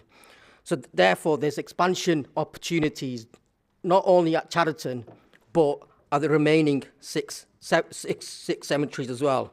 As part of the plans for the new capacity, we will, of course, engage with interested community and faith groups to make sure we continue to meet the specific cultural and religious needs of everyone who lives across our borough. Anyone of any faith can be buried in any of the council's cemeteries if they wish to do so. There may be some areas of our cemeteries where Muslims or other faiths tend to be buried side by side, but there are no restrictions on who can be buried where at any of our sites. With regards to a cemetery in Saddleworth, I think someone's raised it, I would ask that Councillor Hints flag any suitable and available sites for this with our planning officers as part of the development of the local plan. The team are incredibly friendly and helpful and would be glad to be made aware of any possible opportunities in that part of the borough. Thank you, Mr. Mayor. Thank you, Councillor. I'll bring Councillor Hamdani first. Thank you, Chair. May I request permission to speak so it's easier to speak into the microphone? The seat, sorry. Thank you. So, with regards specifically to the amendment, I'd like to point out that despite the amendments, this remains a motion called Request for Land to Build a Muslim Cemetery.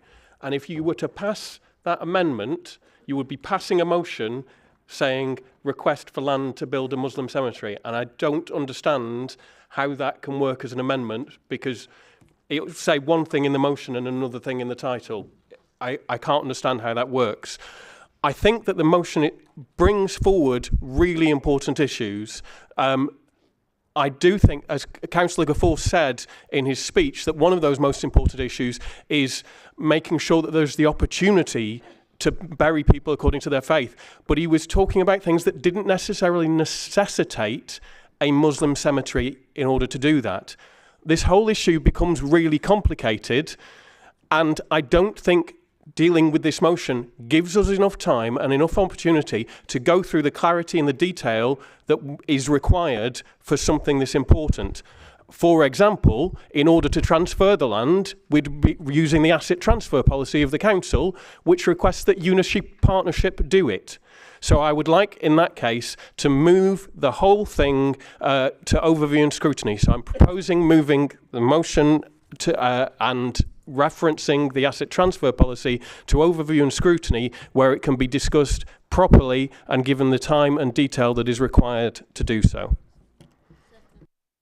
Thank you, Councillor Hamdani. I'll second that, Mr. Mayor, and reserve my right to speak. Okay. Well, we're very quick. So I think we're running out of time, so I'm going to have a...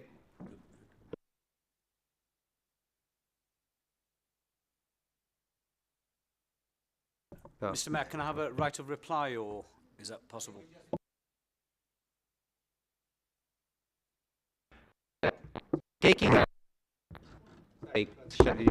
Yeah, please, if that's okay, Mr. Mayor. So just for the purpose of clarity, we're not voting on the original amendment. We were voting on what Councillor Samudani and Councillor Sykes was just suggested, which is to take it up to overview and scrutiny.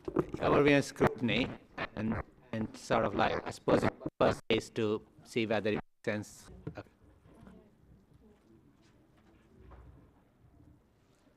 Okay, so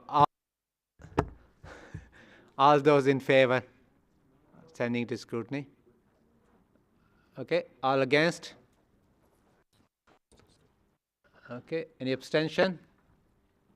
Okay, so your proposal lost, obviously. So we now gonna move back to the amended motion. Sorry, are we running out of time? I'm just gonna take amendments.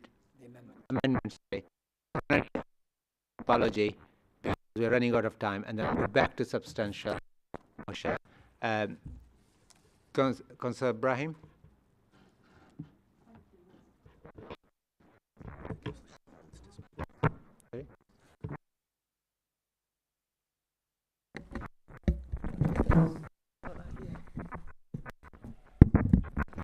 That's better. Thank you, Mr. Mayor. I just want to speak against the amended motion. I would just want to rise to say that whilst this is clearly a really important topic, I'm disappointed that this has come before full council in this way, and there has been an attempt to scaremonger the community into thinking there's no capacity in Oldham cemeteries for Muslims.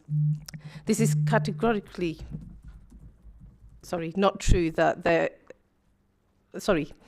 are Muslim sections at both Greenacres and Chatterton cemeteries, but anyone of any faith can be buried in any of the 7 cemeteries the council manages in the borough. As Councillor Shoaib mentioned, I've had residents reach out to me worried that if any of their family members drop dead this week, these are their words, not mine, that they'd have to bury them out of the borough and away from their loved ones. This is just not true, and our residents deserve better than this.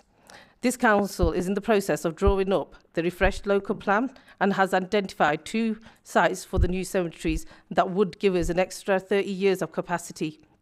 If members of this chamber want to flag any more sites with our planning team, please do so, and they will be more than happy to sit down and discuss this with them.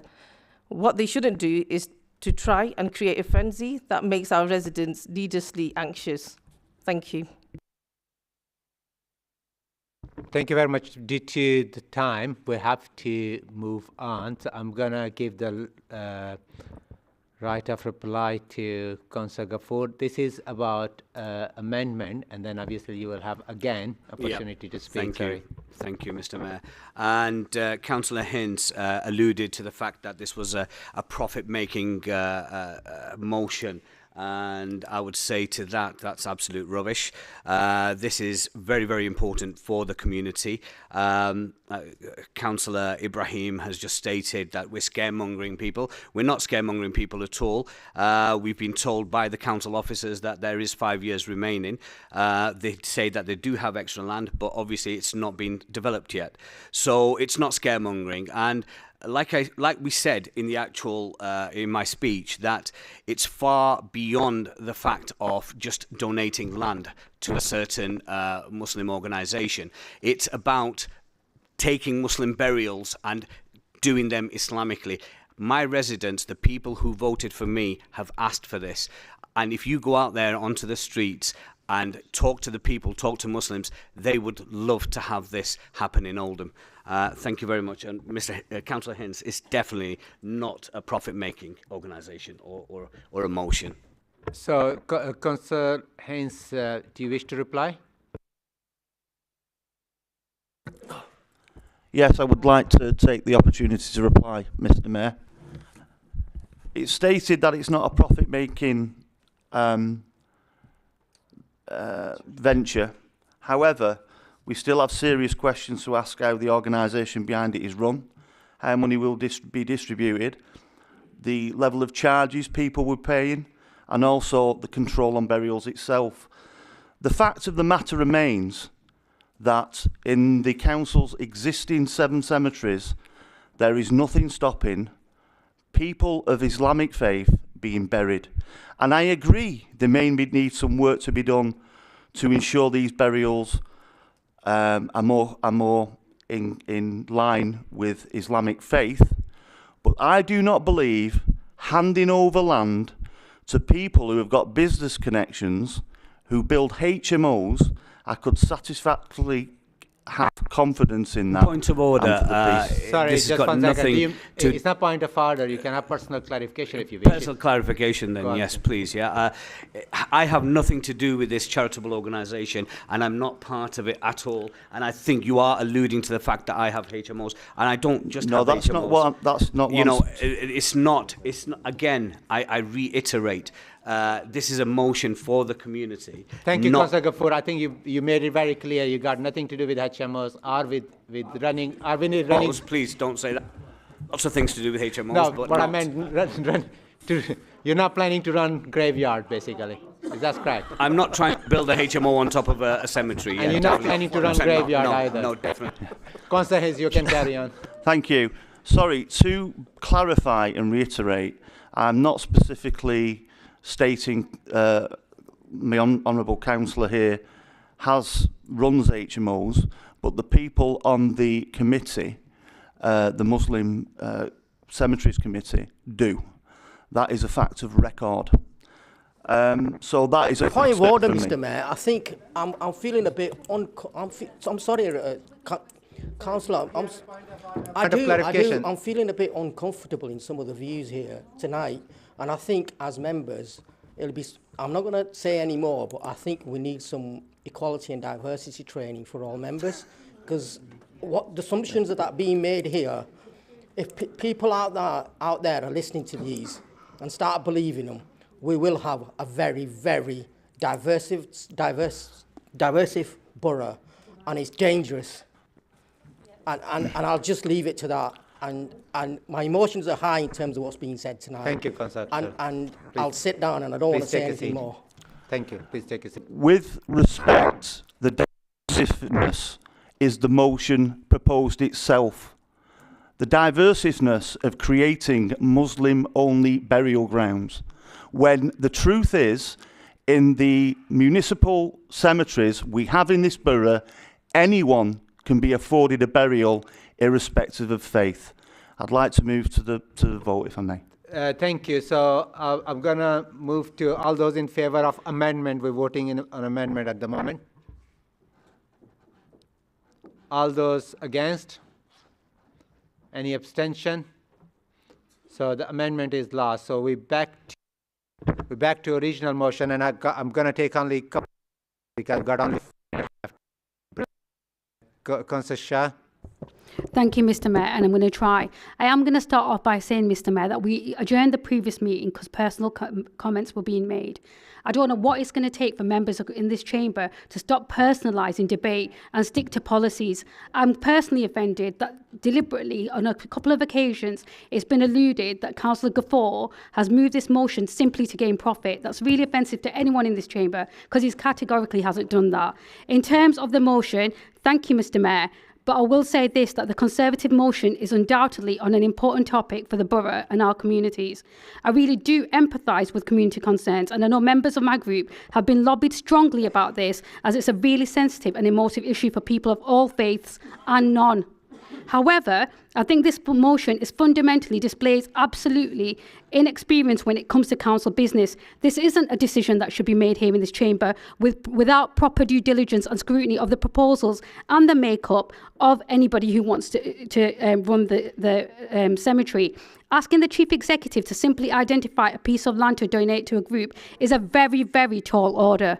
The council isn't in the business of donating land and cannot commit to do so. However, what we can commit to do is working with groups representing all communities and interests in Oldham to create new cemeteries that meet the specific needs of everyone in Oldham. What I will also agree with Councillor Gafoor is that there are other concerns in terms of access and fees, and we are already in work with, and we have been with Oldham Mosque Council to address those needs because those are genuine and legitimate.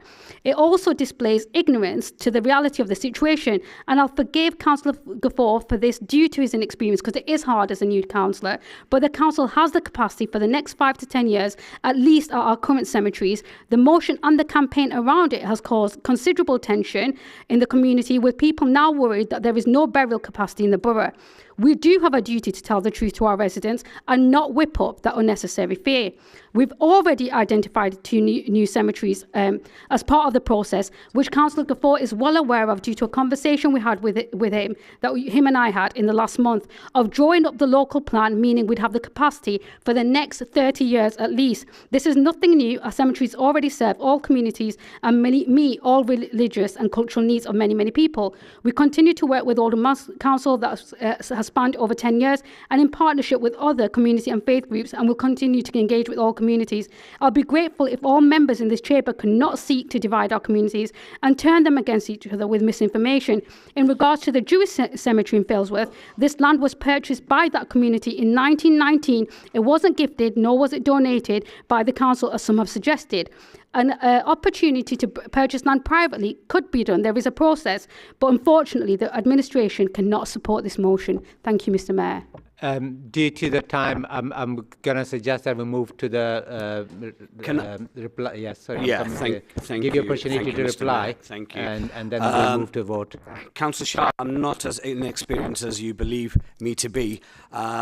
We are doing this at the behest of the community who I represent and far and beyond.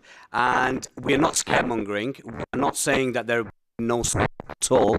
We are saying that we have been told by your officers, and I reiterate, that we only have 5 years left at the Greenacre ceremony in its current state. So we were asking for a separate cemetery due to the reasons what I specified in my speech.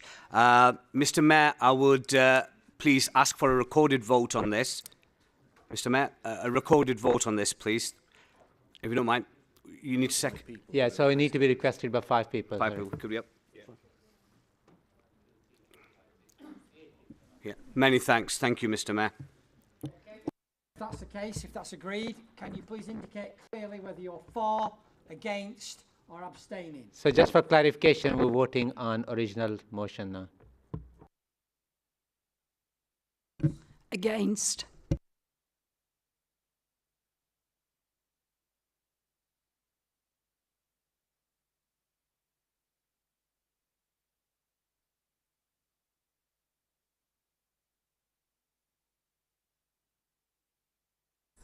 Bishop.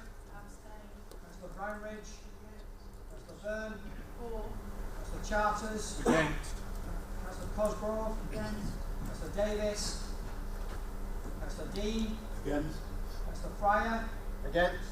Councillor Gafford. Councillor Gloucester Hazel. Councillor Hamlet. Councillor Harrison. Holly. Against. Councillor Harrison Jennifer. Against. Councillor Hinks. Councillor Hindle. Councillor Holbin. Councillor Hurley. Against. Councillor Hussain Akhtar. Councillor Hussain Feeder. Councillor Hussain Junaid. Councillor Hussain Sajid. Councillor Ibrahim. Councillor Iqbal. Councillor Irfan. Councillor Islam. Councillor Jabbar. Councillor Kenyon. Councillor Lancaster. Councillor Malik. Against. Councillor Marland. Councillor McLaren. Against. Councillor Moores. Councillor Murphy. Councillor Mushtaq. Councillor Nasheen. Councillor Quigg. Councillor Ria.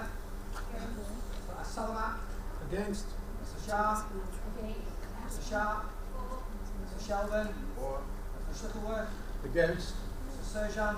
Councillor Sykes. Councillor Taylor. Councillor Wahid.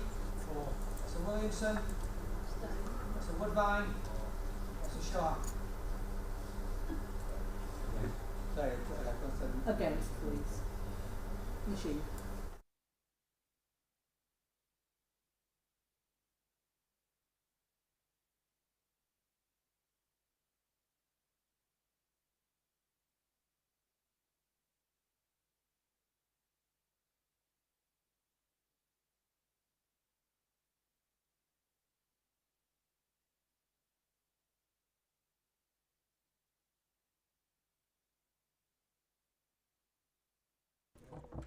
Move, Mr. Mayor. Second, Mr. Mayor.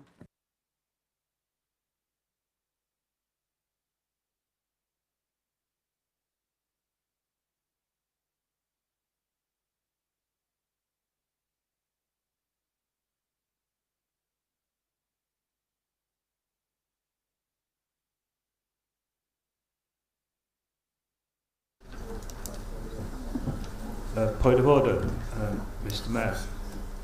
Please, the level of sound of some of the equipment in here is really poor, and we're moving through motions on a move and a vote quite quickly. Would you mind perhaps just confirming each time exactly what we voted on, so everybody's quite clear?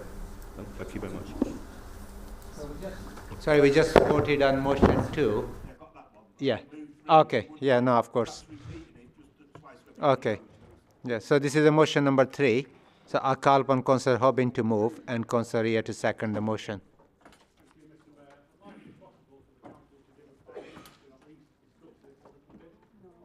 So Councillor Hobbin, we don't have time, but if the council consents, I'm happy to do it, but we did not allow Lib Dems. Councillor Hobbin, I've just applied the same principle to Liberal Democrats. I can't just have the different rules for you. Apologies. So you have to just move it, sorry. Apologies. I have just have the, we spent all afternoon discussing the same topic.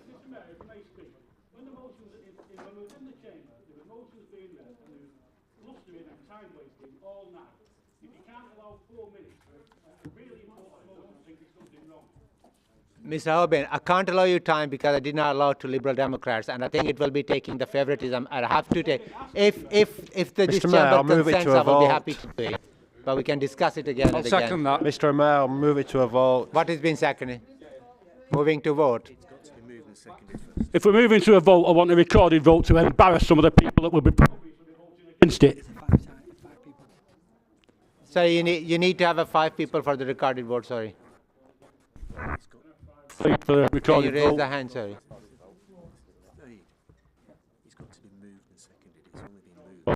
Sorry, what? I can't read the motion yet, though. Seconded. That's it, we don't get this week. Is it been seconded now? Yep. So, am I right to understand we're voting on the motion and we're having a recorded vote? Yes. Yeah. Okay. Okay, Mr. Mayor. Disgraceful. As per last time, yeah. Indicate clearly whether for, against, or abstain. So, Councillor Adams. For. Councillor Akhtar. Against. Councillor Al-Hamdani. For. Councillor Ali. Against. Councillor Arnott. For. Councillor Bashford Marie. Against. Councillor Bashford Stephen. Against. Councillor Birch. Against. Councillor Bishop. Councillor Branridge. Councillor Byrne. For. Councillor Charters. Against. Councillor Cosgrove. Against. Councillor Davis. Against. Councillor Dean. Against. Councillor Fryer. Against. Councillor Gathua. For. Councillor Gloucester. Councillor Hamlet. For. Councillor Harrison. Holly. Against. Councillor Harrison Jennifer. Against. Councillor Hintz. For. Councillor Hinder. For. Councillor Holby. For. Councillor Hurley. For. Councillor Hussain Akhtar. Against. Councillor Hussain Fida. Against. Councillor Hussain Janay. Against. Councillor Hussain Sajid. Against. Councillor Ibrahim. Against. Councillor Iqbal. Against. Councillor Erford. For. Councillor Islam. Against. Councillor Jabbar. Against. Councillor Kenyon. For. Councillor Lancaster. For. Councillor Malik. Against. Councillor Marlin. For. Councillor McLaren. Against.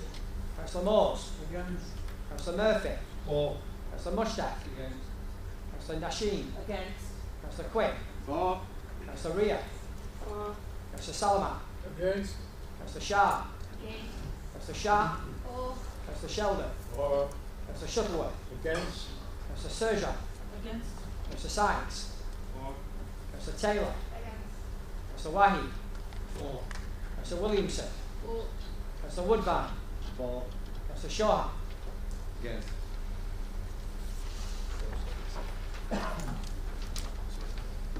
The motion is lost. Motion is lost. What's the number? Sorry, numbers. So what's the Numbers, please.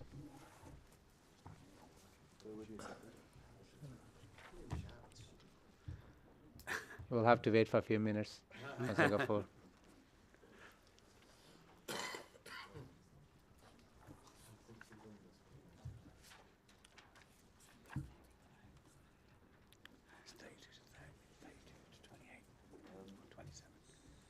For the Numbers for was 24 and those against 33.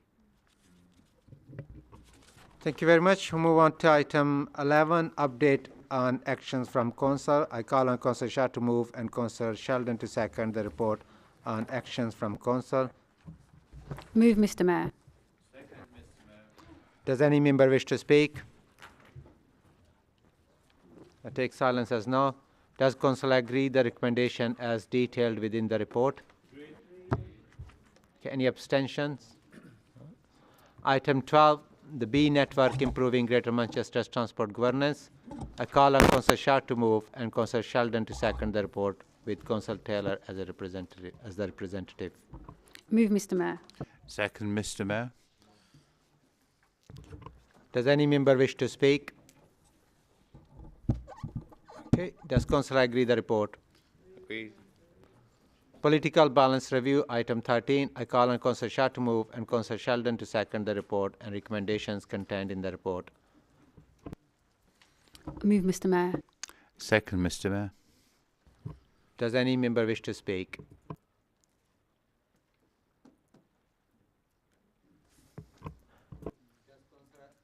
Does Council agree the recommendation with outstanding appointments delegated to the Chief Executive in consultation with group leaders? Agreed. Item 14, Constitution update. I call on Councillor Shah to move and Councillor Sheldon to second the report and the recommendation in the report. Move, Mr. Mayor. Second, Mr. Mayor. Does any member wish to speak? Does Council agree the recommendation? Agreed. Okay. Item 15, recruitment to the post of Chief Executive and Head of Paid Services. I call on Councillor Shah to move and Councillor Sheldon to second the report and recommendations in the report. Move, Mr. Mayor. Second, Mr. Mayor. Does any member wish to speak? Does Council agree the recommendation? Agreed. Sorry, Councillor Bunn, did you indicate that you wanted to speak? No, okay, sorry. Ready to go home. That concludes the business for the meeting.